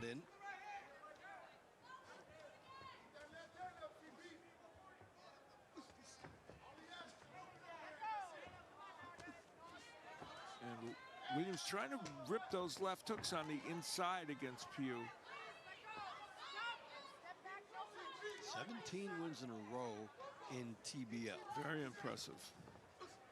But fighting a guy here that giving him a tussle. Yeah, and you know, Williams coming in off a long layoff because he hasn't fought. You know, he's only had one fight since 2017. He had a fight recently, but you know, he hasn't been as active as he would want to be, and that's a factor in this fight.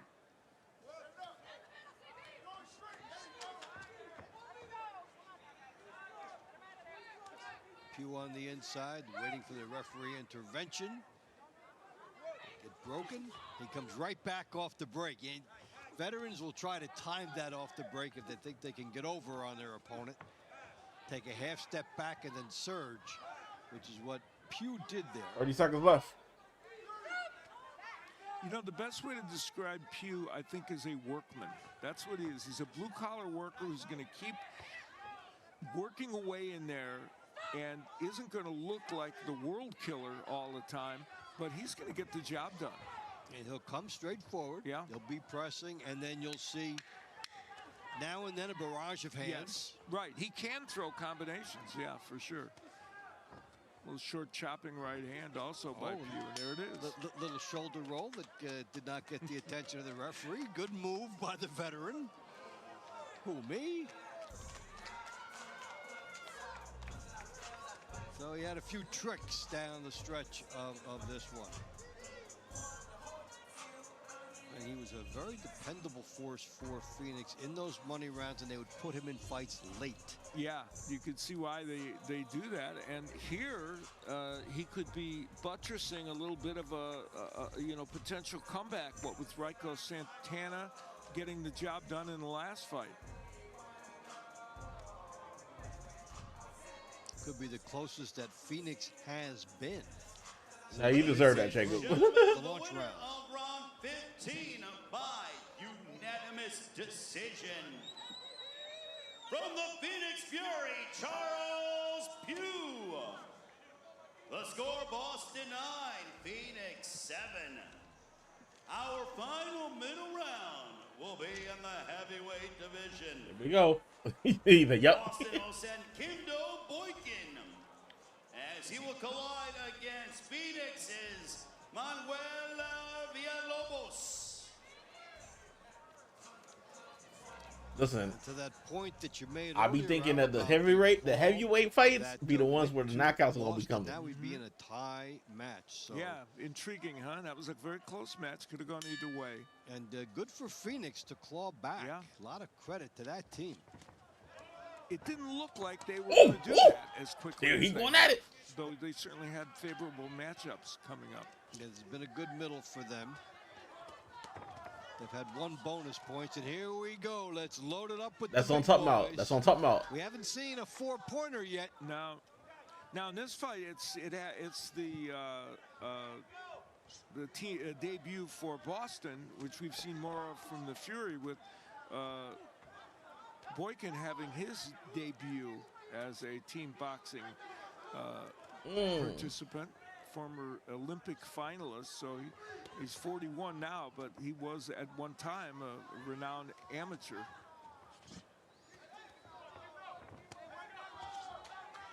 Villalobos, who's 0-3 in team boxing, hoping to get off the snide and get a win for his team, which would even things up. And he's banging away on He the said, "Hold that." against Boykin. Oh, we might get something. Firing wide angle shots, not getting cheated. There was a good jab and a straight right hand down the middle. He tightened it up there. Yes, and he's ripping shots. Oh, Villalobos. Yo, he might drop him. Is on a run here. That's respect. That's Good respect. sequence for the Phoenix fighter. You know, Villalobos has losses to Samuel Clarkson and Nestor Santana, two big heavyweights we've seen perform very well this weekend. So he's had been with some good competition, and he's showing his willingness to shoot for a win here. And for Boykin, the first time out in team boxing, he's facing a lot of firepower. There's that right hand that got in against that southpaw style.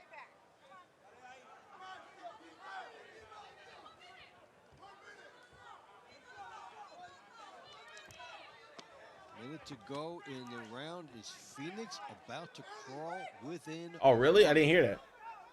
And what a money round that will set up.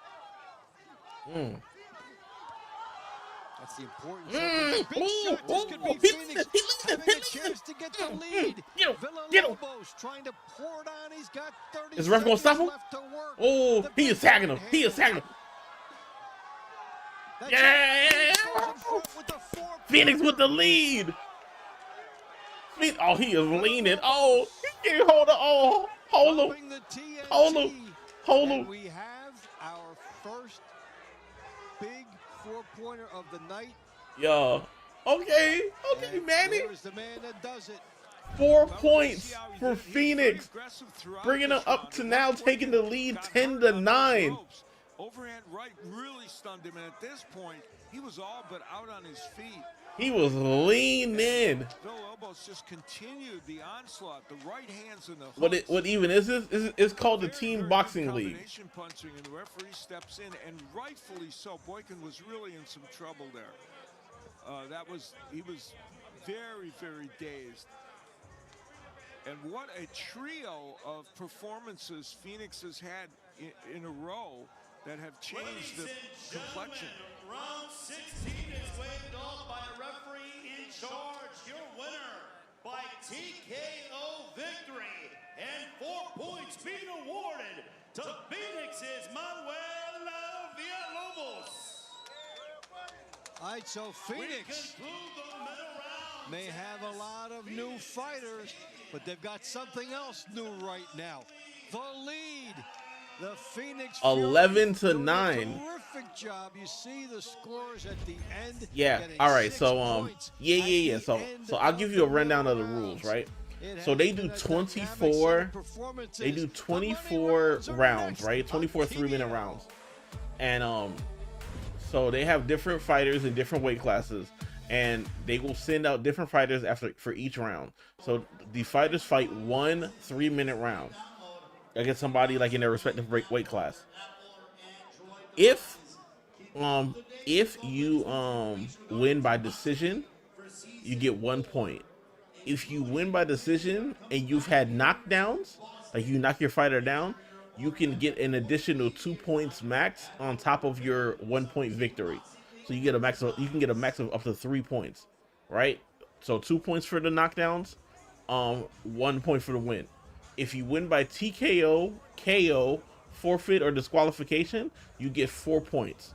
If you win by a draw, if there's a draw, then both fighters get 0 points. So they have the first 8 rounds, which is called the launch rounds. Then you have the middle rounds, which we just finished right now, which is 9-16. Yes, it's like normal boxing, but with a team, correct. And now we're about to go into the money rounds, which is the last 8 rounds. So right now, Phoenix was losing 9-6, right? And then now with that KO, with that TKO that just happened, they got 4 points. Phoenix got 4 points and is now in the lead. Yeah, or they were losing 9-7, and now they're up 11-9. Do I watch UFC? Yeah, I watch UFC. You know, sure, I watched UFC last night, and I just felt hurt because because Izzy, man, It's like end of an era in a way, or seeing Adesanya go down like that, man, it's tough, bro. Izzy, man, it's a thing, bro.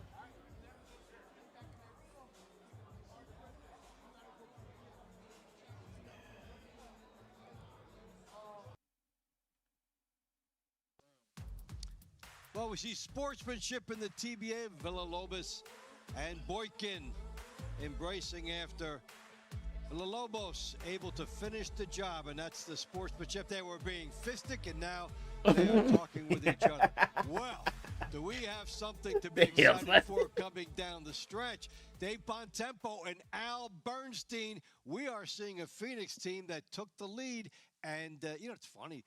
We're looking at this fight today, say, okay, a lot of inexperience for Phoenix. We don't know how this is going to turn out, and here they come. They're in front. Well, it's interesting. They made their comeback on the shoulders of a couple of veterans that they have, but one newcomer in Camberas, and he showed us here how much power he has in getting a terrific knockdown here during a round that he won. He added a point to their total, and he began this big comeback for them really in the middle of the middle rounds, and that right hand was lethal and helped create that knockdown to give them an extra point. And so the young man, the 19-year-old, did it, but then Villalobos comes back after Pugh and Santana had set the table for him, and he really got Boykin in trouble, and we create our first 4-point fight of the night, enough to put the Fury ahead. And boy, we did not really see this coming, I think, in those middle rounds. Now, a big argument is always keep it going because you can get the referee to make the final decision. And they had also almost gotten there with Tierra Brandt. So all those middle rounds long, Phoenix Fury well named and put a lot of pressure on Boston. They really did, and we're dangerously close, as you point out, to being farther ahead in this match. What about the round to watch? Now the coaches and the juggling are very important. All right, now this is gonna be good. These last 8 rounds. So what sticks out to you? Bro, you know, that's crazy that you mentioned that. It's interesting. We chose bro, I think ever since Raiko Santana, I think Rocky won the fight over and Usman, I think that bro. might be a good choice for a money round. That's like round 18 because went Santana off the deep will want to end, keep bro. the momentum going for the Didn't hear Fury, anything, and bro. he's going to come right after Skylar Lacey and Stone have had a rematch. So that fight might be a key one to keep the momentum going for the Fury. Okay, 8 matches to go, and we are ready to get to the money rounds. Excitement here. Phoenix came from way back. Phoenix is down Yeah, man, front. I don't know, bro. Boston still has a lot of time to change that around. Oh yeah, Let's get bro. to these money My rounds. man's confidence was done, bro. Confidence was shot, bro. Bro, if it wasn't for his coach, bro, he wasn't gonna win that fight, bro. On Team Boxing League app, available on Apple TV 4K, Roku, and Amazon Fire TV, as well as iPhone and Android devices. Don't miss a second of TBL Team Boxing League action. Round 17 begins in the heavyweight division. For the Boston Butchers, it is Skylar Lacey. Coming Phoenix's Dante Stone. All right, so they fought earlier, and Skylar won the first round. Let's see if Dante can get a win here. Is now Skylar Lacey as a leader of the team feeling a little bit more. Ooh, there we go, Dante. Open up and try for Dante hit him with a backhand. Yeah, and Stone, who, you know, when he was being interviewed, was talking about trying to make The some GOAT of adjustments, middleweight, and that he bro, and Skylar Anderson Lacey Silva's have right some there. history together in any case, so he's a little familiar with him. Can he make the adjustments to do just a little bit better in this rematch round? Bro, Anderson Silva's literally right there. Getting off first. Right now, yes, he's one of them. He's up there. But come on, Anderson Silva, bro. Anderson Silva's making people look like idiots, bro. Skylar Lacey from getting comfortable in the punching pocket.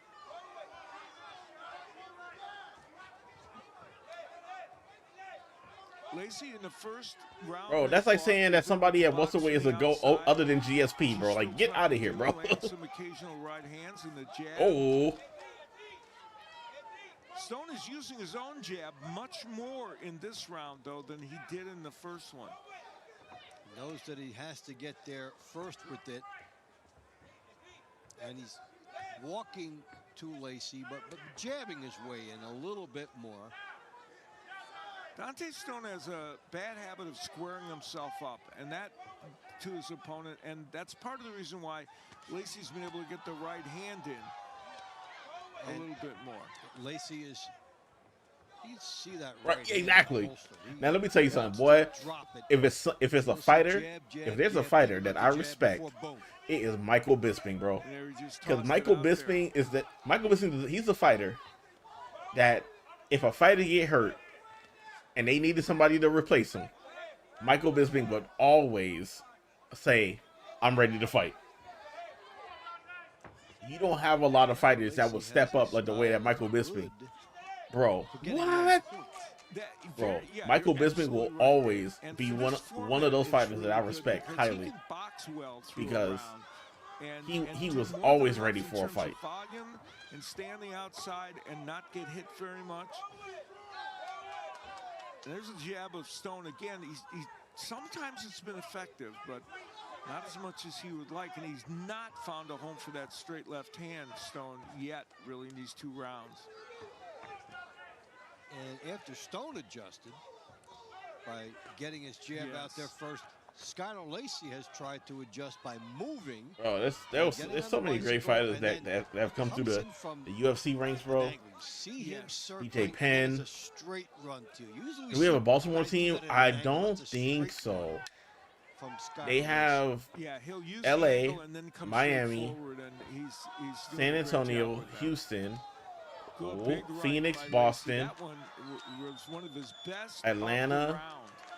And it comes at the end. They have 12 teams right now.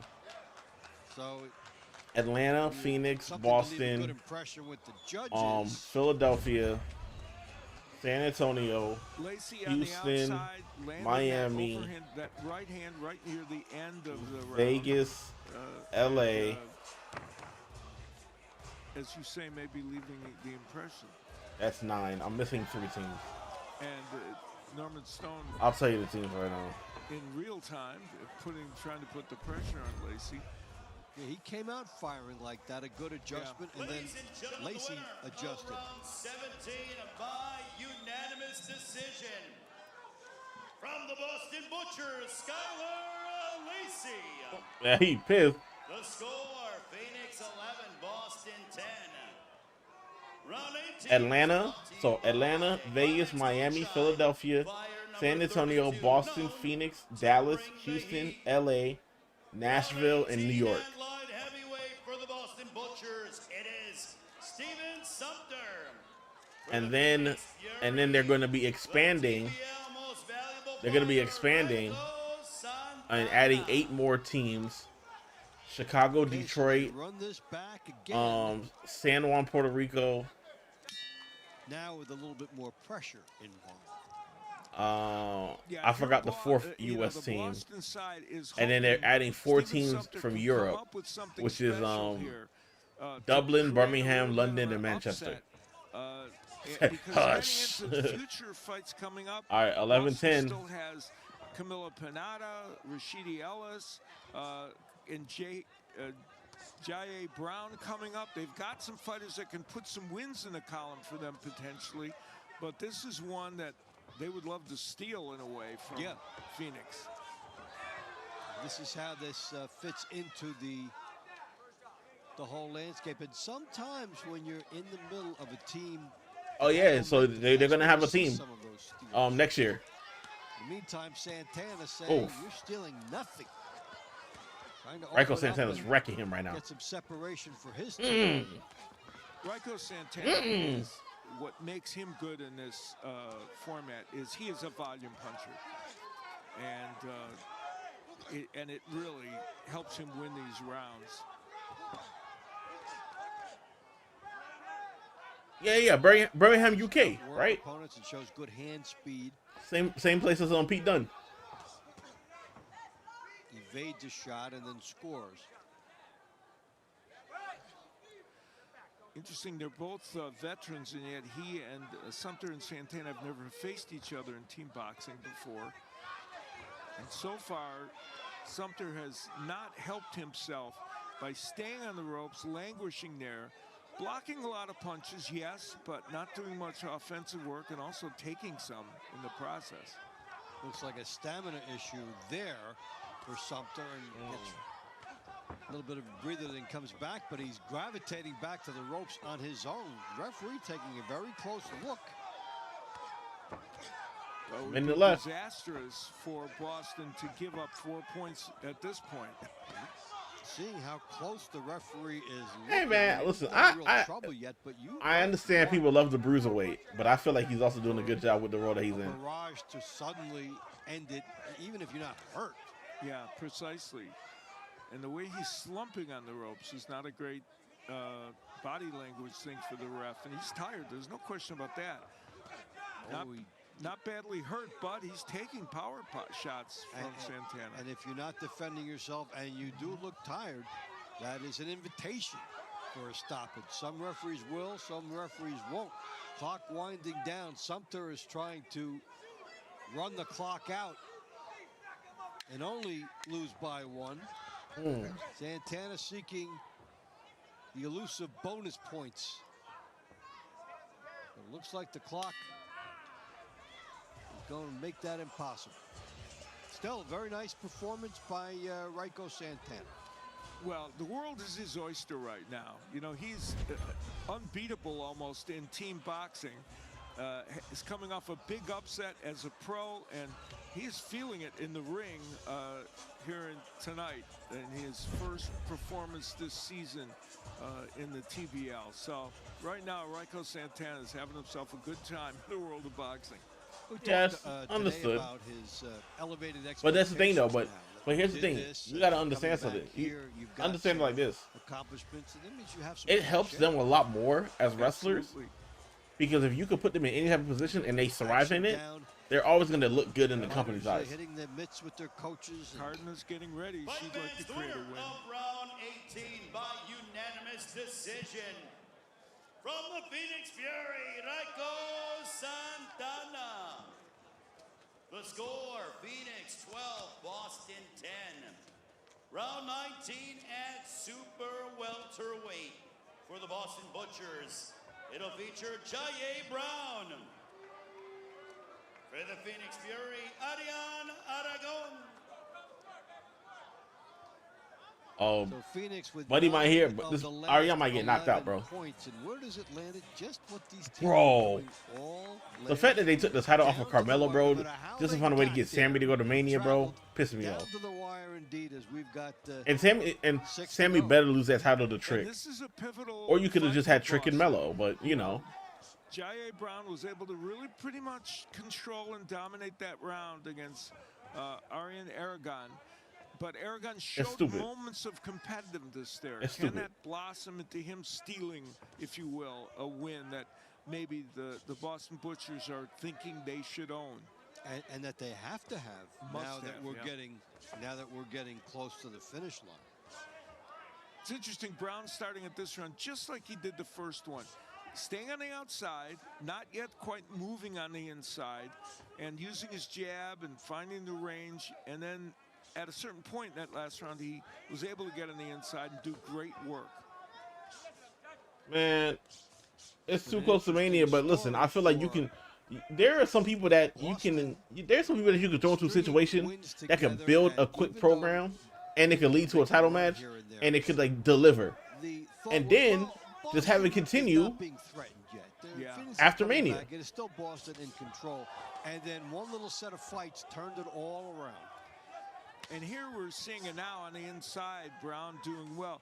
There will be a time this season, I predict it, where Ariane Aragon is going to be a factor for Phoenix. He's going to get some wins. He's a good fighter, young fighter who is developing.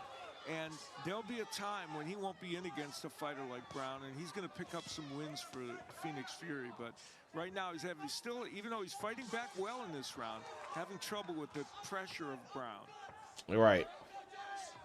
But that's the thing, though. I feel like put fighters out if there. Get I mean, their, if Randy wins, then I feel like Gunther's gonna try to go after Randy and try to retire Randy. The top fighters, it really teaches you a lot of things, but the speed that you need to have. But let's be honest. I think Randy and Brock are like the last two people good moments from that era. that he's had. More even in this I mean, round, although it's unlikely. Yes, you can say Cody as well, but I mean, like, it's a demonstration of what he's about. Because Cody was wrestling in that era before, but like not in this type of capacity. For Boston and Boy, the uppercut work by Brown on the inside. He's a really good inside fighter.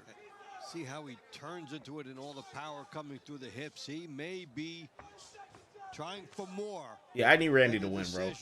I love Cody, bro. But I need Randy to win, bro. I need a heel. I need a heel Cody, bro. Please, bro. Like, stop playing with me.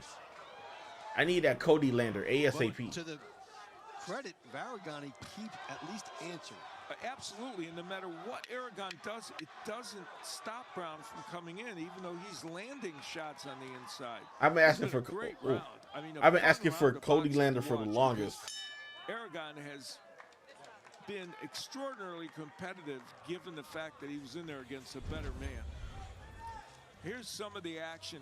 Both men on the inside doing great work, but that was most of the great work on the inside was done by Brown, but some by Aragon as well. And then that uppercut became a huge weapon for Brown, and he was able to use it consistently. That was a fun round of boxing, though. Yeah, kind of like a little forecast of what we'll see from Aragon. And it looks like Brown taking care of business. Of round 19 by unanimous decision. From the Boston Butchers, Jair Brown. The score, Phoenix 12, Boston 11. Our next round. If you're watching these athletes give everything in the ring, ask yourself, how can you supplement like them? Balance of Nature is offering 35% off tonight only with code TEAM at balanceofnature.com. Round 20 at cruiserweight for Boston, it is Marquise Williams. For Phoenix, Charles Pugh. All right, so we talked earlier about the Phoenix coaching staff always putting Charles Pugh in somewhat late, down to round 20 here, money rounds.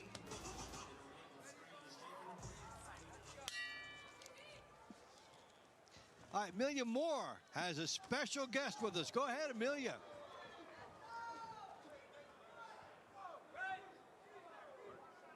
Am I on? I'm down in the pit here with Manuel. What an incredible round. Closing out the middle rounds there. Tell us a little bit about what was going on. You guys were down on the scorecards, and then all of a sudden you just came through. What did you see, or did you go into that knowing that's what you were looking for? Of course, you always go in looking for that knockout, trying to get your team with the 4 points. And we started off kind of slow. We were like at 6-7 points below at some point. When we got into the middle rounds, we ramped up those little points, and then that knockout put us 2 points ahead, which is the ultimate goal with that knockout. Man, you got the Phoenix Fury hypes down here. I mean, they were going wild. What does that feel like, having all that energy just surging back at you? I mean, you put that out there. You created that. It's a really nice feeling to go look at your team and see them all amped up and cheering. And it's also a nice feeling because you know the next person is going up with that same energy. What do you got? Prediction just to close this out before we finish out the fights tonight. You think the Phoenix is going to take it home, or the Boston Butchers? I think we're going to take it. We're too excited, and we're keeping that winning rhythm. I think we'll take it. It's going to be tight, but we're going to take it. There you have it, guys. Let's get us back into the ring, and thank you so much, man. It was amazing to watch you fight tonight. Thank you. Have a nice one. All right, thank you, Amelia. I really like to get the viewpoint of the fighter there that turned the fight around for Phoenix and set off that explosive energy for that team.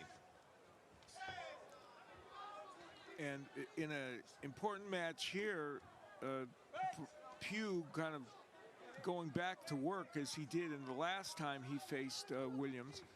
And Williams has just not found offense against Pugh. He's not been able to really land effectively and has taken some big punches.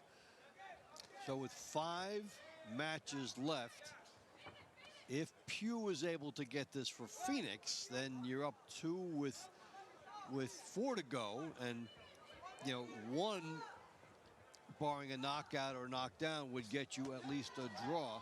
And if you get any bonus points here, well, they would be huge and critical now. Yeah, and when you look ahead, there are 2 matches with Camila Panada and Rashidi Ellis for Boston that look like they could very well be wins, but 2 other fights that are very much in doubt. So it's interesting.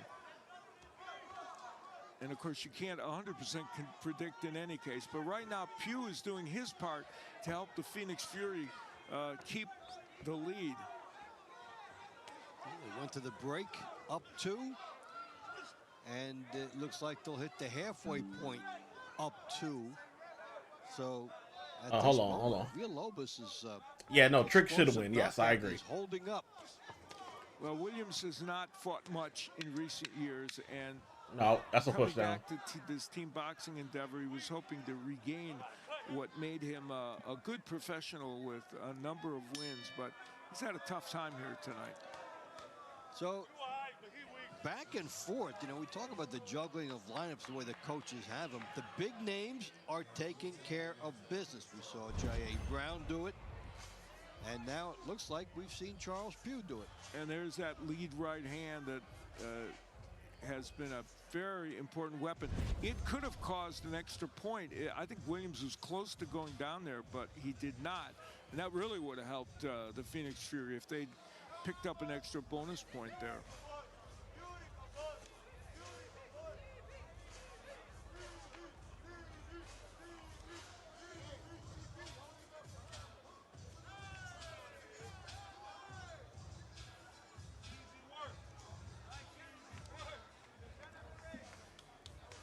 Women determined on the benches as they wait for this call. Ladies and gentlemen, the winner of round 20 by unanimous decision from the Phoenix Fury, Charles Pugh. The score, Phoenix 13, Boston 11. So Charles Pugh, you have 2. Phoenix, you have 2 in that 2-point lead that you took after the middle rounds. The home stretch of the money rounds is up next. 4 more rounds left to go. Make sure to download the official Team Boxing League app for free. Use it in your iPhone or Android devices. It is the Team Boxing League app for Damn, KO hit you with a sliding drop kick. Damn.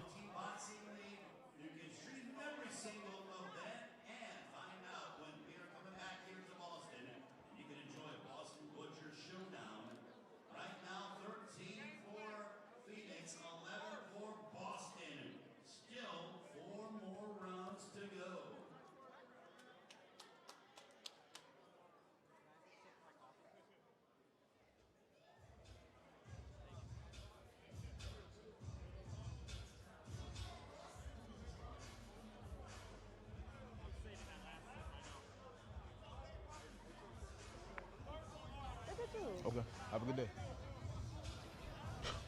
She got some nerve. We've got money rounds drama in Boston. Let's take it back inside for the final 4. Ladies and gentlemen, round 21 will be in the super lightweight division for the Boston Butchers. It is Camila Panada. For Phoenix, Annette Agredano. Such an interesting development since the knockout by Villalobos that all the chalk and all the favorites are winning everyone since then. So the coaches have lined up their fighters. I haven't seen it. And they're coming through. All right. And this rematch, the first round did not go well for Agredano. We mentioned she talked to Amelia Bada coming back after that long period off.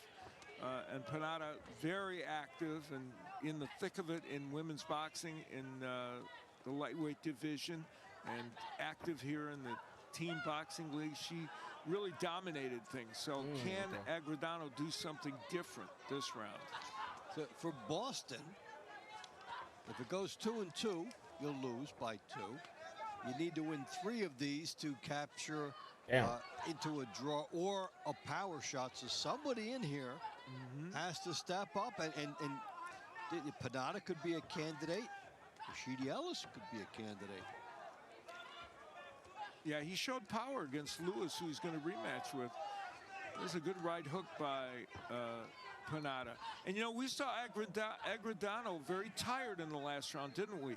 At a point where Panada was putting a lot of punches together. So we talk about stoppage possibilities. You know, if she got her into that posture again and kept reeling off punches, which Panada's capable of doing, might force the referee's hand. Well, right now, Agredano is trying very hard to attack. Panada, good stiff jab, lands 2.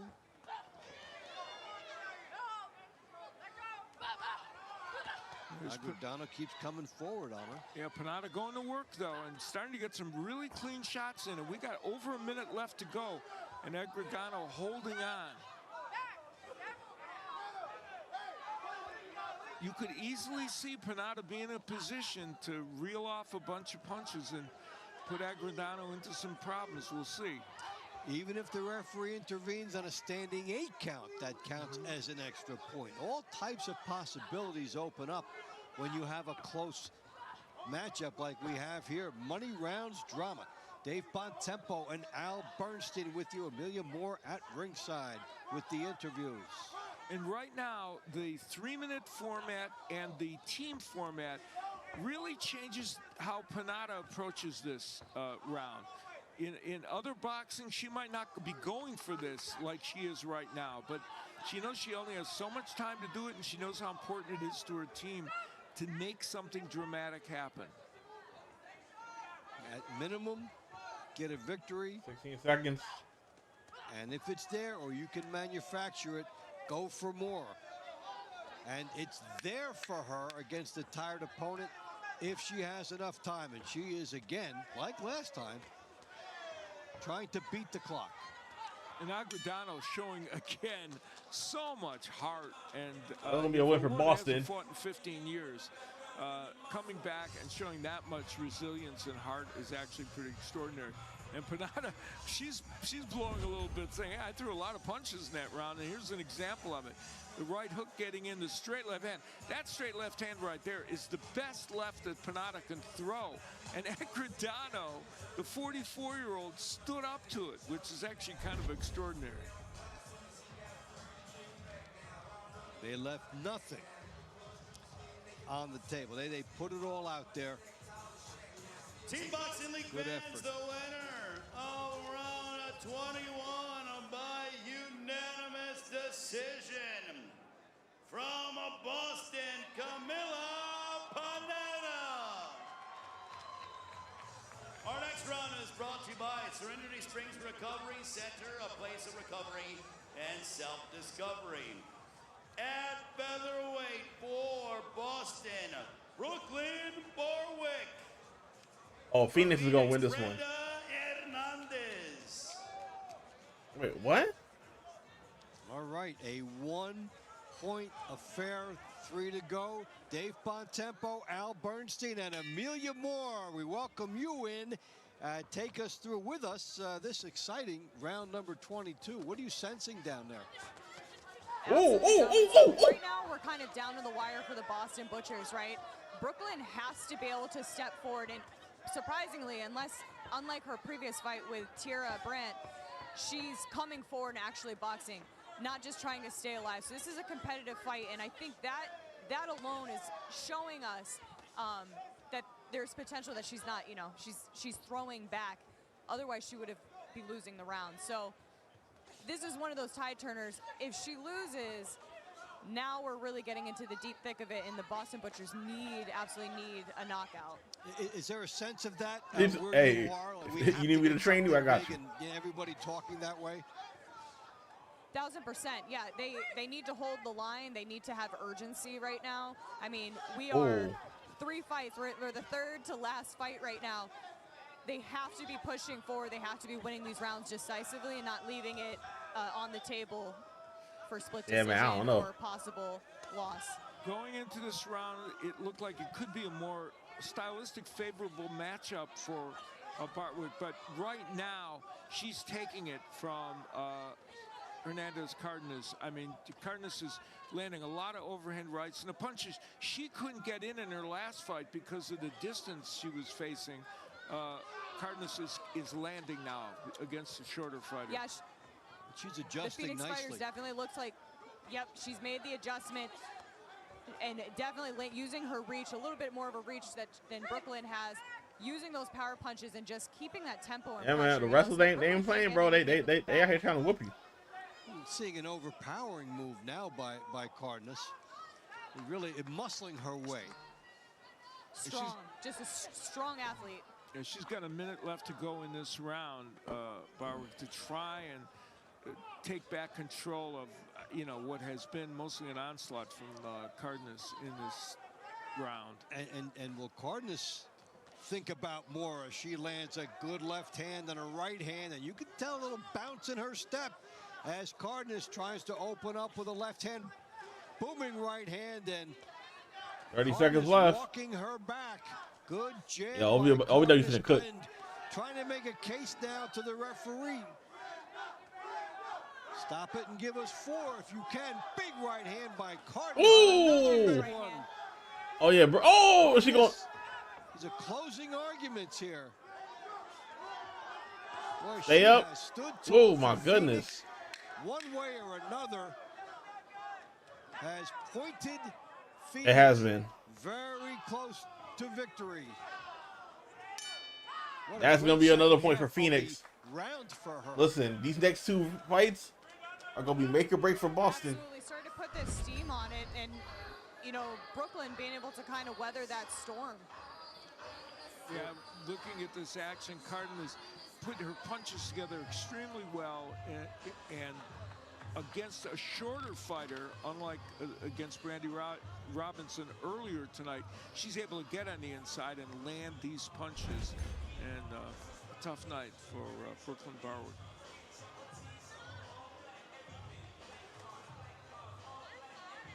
All right, so Yeah, it was. Final Fight fans, the winner of round 22 by unanimous decision from the Phoenix Fury, Brenda Hernandez. So Brenda Hernandez, Our pivotal penultimate victory. money round will be Thank in you, the Amelia middleweight Moore, for division. joining us in that For the Boston round. Butchers, It was a big one Rashidi Speedy Ellis. for both. For real, bro. It is Taekwondo Lewis. Welcome to pressure. Oh nah, this buddy almost got knocked out. Yeah, they very much need this. This is a must-win for Boston if they have any hopes of getting a tie. Yeah, this is gonna be wraps. Before to send us into the overtime rounds. In the last time that they fought with Ellis, we were commenting that very good fighter. He was stepping up a little bit more in that fight, trying for bonus points. Yeah, and there were moments where he had Lewis in some trouble, where it seemed like he could. We talk about the great credentials that he has.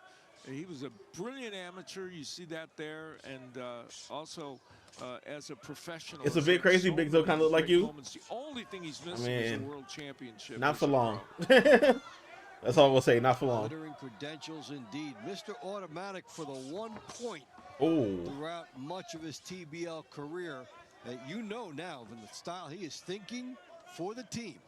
And let's remember, if he can create extra points for Boston, it puts them in a position not just to tie, but to potentially win in the final match with Francois and Kevin Quintero, which is likely to be a pretty close matchup. Right hand here by Ellis. And so this is where you see what happened in earlier fights impacting the style of later fights. Regardless of how this turns out, we have seen Ellis trying for more. against an opponent, of course, who knows he has to. Yeah, and Lewis, and as we pointed out before, not a super experienced fighter in there against a man who is very experienced in Team Boxing League and in general as a pro, ranked as high as #2 in the world. So.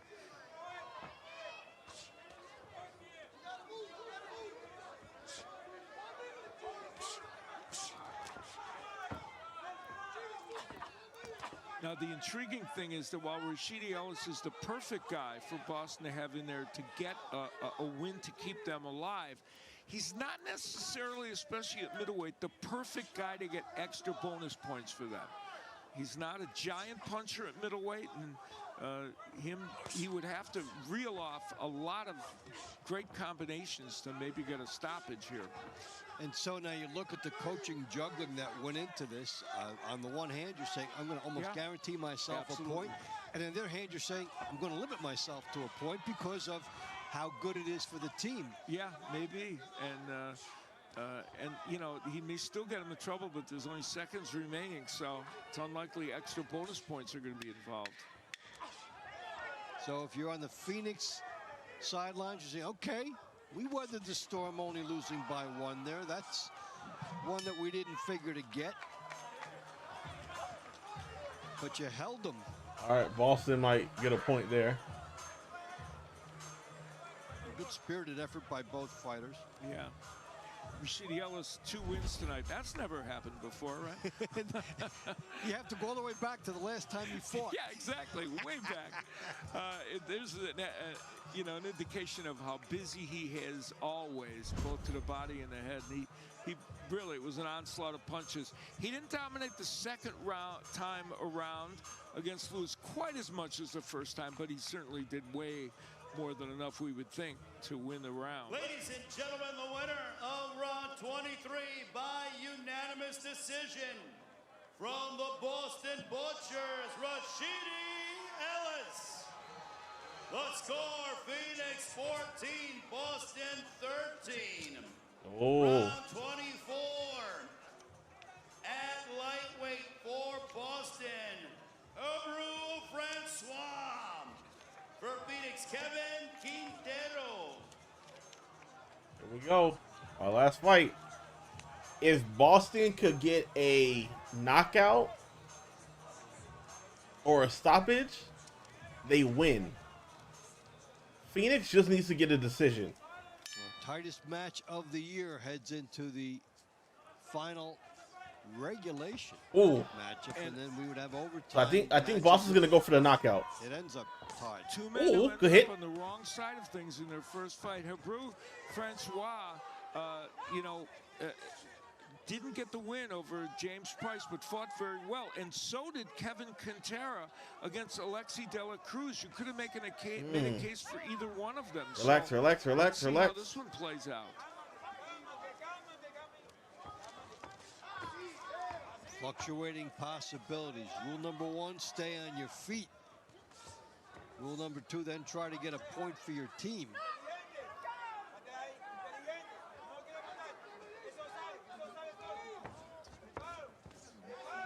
Good shot. It's a tie. We've got the best out of 3 fights. Yeah, Francois Finish would off. find a way to win this round, and if he can, that would be the case. Quintero being very aggressive on the inside, as is Francois. So, what a character-building moment for both. They both know it's at stake. Yeah. All the pressure's up there. All the teammates, the coaches, everybody reminding you. Minute the 37 left in social media, in the fight. all the chatter. But if you cross over that line and deliver in those circumstances, it is huge. It's something that could set you up for the rest of the year. Yeah, big counter right hand by Quintero a moment ago.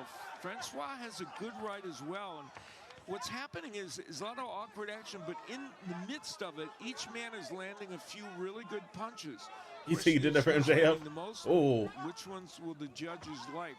Quintero coming forward. He's probably come forward a little more in this fight than Francois. Whether that means he's winning is another question. Good left hook by Quintero. And a right on the inside. Yeah, it is. It really is. I think Phoenix is gonna win 15-13. Oh, unless Boston gets a knockdown. Francois is 1-2 as a team boxing league performer, and 1-3 now after that early loss, and he really wants to put a win on this one for 30 Boston, seconds. but They're gonna cook now. Been very active in this round. Very active. Francois gotta get some shots in. Get some shots in these last. Quintero has done. I don't think so. Damn! The desperation, the thought coming in from Francois all the way. My man hit him with a Superman That was a punch. Superman punch, and that's what they call it in the MMA world. My man said Roman Reigns. Even Quintero's laughing about that one. Well, that's the quintessential. No definition of way. Going for it. Yeah, Let's see. is it Bro. ever. Where did Look he at him, launch look his at punch from? Hello. Superman punch and it hit him too. He did get it in, shockingly. Hey, Not hey, Quintero. I would give him the round just. That counts as the longest punch of Yo, the year. We give out Superman the punch. that is the longest punch of the year. And you want to know something else? If he hadn't flown into Quintero, they might have called that a knockdown. Wow. I mean, yes. because it did send him into the ropes, but because he flew in against Oh, him and knocked him damn, against that's- the ropes, it was not a Ladies and knockdown. gentlemen, the winner of round 24 by unanimous decision from the Phoenix Fury, Kevin Quintero. How about that pressure? Phoenix started Phoenix with the comeback, by man. 2, they 15-13 win to by close 2. it out. And what great performances by everybody who was supposed to win their matches. So, 15-13 by Phoenix. The turning point, and then the Phoenix Fury come all the way east, and they're going to come out of Beantown with a victory. We've got more straight ahead. Boom! Yo, everybody on the hype for that one. That's crazy, man. Yo, hey, anything can happen TBL, man. That's all I'm gonna say. That was insane. But yeah. But that's gonna do it. Phoenix victorious. That's gonna do it for me as well. I do appreciate y'all hanging out. Hanging out watching TBL. Please make sure y'all follow, tap in, follow if you're watching on YouTube. Subscribe on YouTube, follow on Kick, follow on Twitch, follow me on TikTok. We got more sports that we're doing throughout the week. Man, I'm about to hop off and probably play some GTA RP. You know, probably call it. You say no. What you mean no? Stay on for another 10 hours? Yeah, okay. I have to be at work. I have to be at work. Well, one man hit him with a freaking Superman punch, which is insane.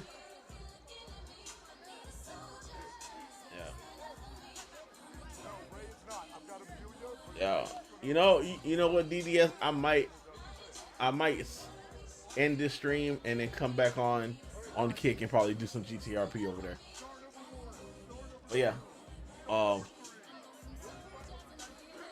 But yeah, I appreciate y'all, man. This is actually a good fight, good group of fights here. Hopefully we get some more TBL action. Yeah, man, bro, it's like the days it's mad slow, which is I'm fine. I'm happy it's a slow day, but you know how it goes. All right. Team Boxing League is brought to you I by appreciate Balance y'all, of man. We're Nature. trying to close it In out here. Boxing, consistency beats intensity. Balance of Nature supplements help you stay consistent. I didn't with even do like ingredients of whole post-match food interviews you and can whatnot. easily slot into your daily routine. Go to balanceofnature.com. Use code. But I appreciate y'all. I mean, yeah, it's 10:31, man, over here. It's like it's been like real. It's been cruising, man. That's all I'm saying. who had not won Yeah. in three previous efforts. Well, he knocked Buddy out.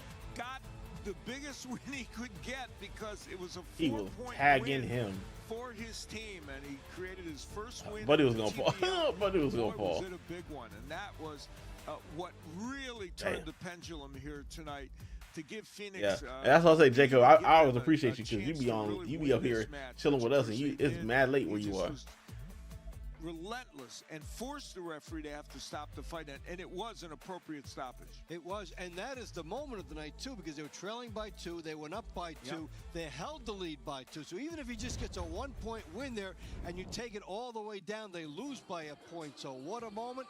And Yeah, let's man, take we it back appreciate that, inside man, to for Ray real. Flores. Ladies and gentlemen, your final score, Phoenix 15, Boston 13. The Phoenix Fury victorious. Let's take a look at our 3 stars of the night. Our number 3 star from the Boston Butchers, super lightweight Camila Panetta. Our second star of the night, Phoenix welterweight Joaquin Camberos. And your balance of nature, Yeah. first star of the night, Phoenix heavyweight Manuel Villalobos. And our round of the night belongs to round 19 between Jaye Brown and Ariana Aragon. Okay. Coach Alex, are we on? Coach Alex, opening season, it was a very, very tight back and forth. I always feel like the Boston Butchers have some of the best talent, and one of the biggest problems is we do not get enough knockouts. So because of the knockout and the knockdown, it closed the gap on you guys. Yeah, I was talking to Coach, and I told him the same thing. I told him the knockouts kind of put us behind, but we're going to keep fighting. We're going to keep fighting. We don't stop fighting. And yeah, we got a great team. We got a great team. Fabulous team, great deep talent. What are the adjustments you think going ahead for your next bout? We definitely got to get a little bit aggressive, better in our defense. But I love these guys. We fight for each other. We fight for the city. And we're going to win this year. This is nothing. And that's it. And that's it. And that's it. Coach Sonny, my 2 favorite teams, Phoenix and Boston, fighting each other. You guys always have, they always say Boston has great camaraderie. Sonny Gutierrez has some of the best energy. How do you pull this out of your team to come out just, it doesn't matter where you guys are at the bottom, you guys always rise. Phoenix, baby. That's it. You know, I told you in the beginning, man, we're not here to blend in, we're here to stand out, and that's for sure. But, you know, I kind of knew in the beginning, you know, we were going to start off a little slow, the nerves and stuff, but we were going to pick it up at the end, so. And that's exactly how it felt. It felt like there was a slow beginning. I was like, uh-oh, we've seen some shutouts in the last couple of weeks with the other I gotta teams. hit up Didi. I gotta hit up. I'm about to hit up And then Layla real quick all of a sudden, it got very to talk competitive. about her What was the IRL conversation backpack. that you guys had in the middle rounds? And Because, then I'll oh my probably hop gosh, back on. all of a sudden, you guys, I felt the energy kind of like the heat in the room rose. We know we talked to them, and we told them this is it. This is where you pick it up at, and some of the stars that we have are the ones that, you know, they made it happen. So congrats to them. So, yeah. 1,000%. And then we've got our star of the night, Manuel. We spoke to you earlier. You completely changed the tides for your team. Absolutely amazing. Was some of that conversation that was Man, I here looking like Razor Ramon, bro. Boosted you? Just with the shorter hair. Absolutely. Coaches know exactly how to get us going. They told us the middle rounds are exactly for that reason, to change the pace, to change the outcome of the whole night. He do, bro. He got the Razor Ramon look, bro. Amazing. Say Welcome hello to the team, my to that friend. body It's guy. been an absolute pleasure watching you fight. Anything you'd like to say for your hometown crowd? Yeah, buddy. Once again, baby. Hello, everyone at home. Thank you so much. I had something to prove. I think I did that tonight. Great work. Dave, let's close this out at one of the closest fights that we've had in the last 2 weeks. Thanks, Amelia. This has been quite a dramatic rundown. Great finish, the great moment in there. I'll tell you, Al, when it was 7-1, Phoenix could have said, well, this is not our night, but they didn't blend in. They stood out. They did. And, you know, at the beginning of the evening, we talked about the 9 San Antonio versus LA, newcomers Houston for versus New York, Phoenix Fury. 9 and I people think making Vegas their versus debut Philly. on Team Boxing. One of them, Kevin Quintero, was the one who got the win, that cemented the win for the Phoenix Fury. And what was unbelievable was you see that moment with Villalobos, and from that point, everything that you thought would happen in the money rounds, it's a knockout that stood up. Yeah, it really did. And Boston had their moments in the money rounds where it looked like they might create some stoppages that would change things. Panada was a perfect example. Rashidi Ellis, they couldn't quite do it. All right, a phenomenal TBL Week 2 and so much more is on the way. Team Boxing League is off next week for Easter, so our next matches are up on April 10th as the Houston Hitmen take on the NYC Attitude, defending champs too. Then on Saturday, it's the Las Vegas Hustle versus the Philadelphia Smoke. We cap off the weekend on April 12th as the San Antonio Snipers take on the LA Elite. It all happens in 2 weeks only on TBL Team Boxing League. Well, we had a terrific evening tonight. Phoenix down 7-1, and then some big moments to come all the way back. That was one of them, the knockdown. All right, y'all. We're finna call it here, man. I appreciate y'all. Thank you for joining us. For my pal Al Bernstein. Like I said, I'll probably be back on Kick, playing some GTRP, and everybody on Twitch and YouTube. We're gonna damn, that Superman punch is crazy. On YouTube, I'm gonna holler at y'all this week, and then Twitch will find somebody to raid. All right.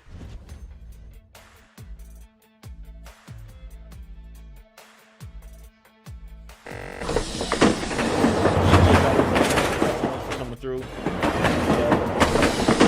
Make sure y'all come through when we do gaming, we do sports, we do music, we do a little bit of everything. I actually have 2 days to make a damn mix. I'm bugging.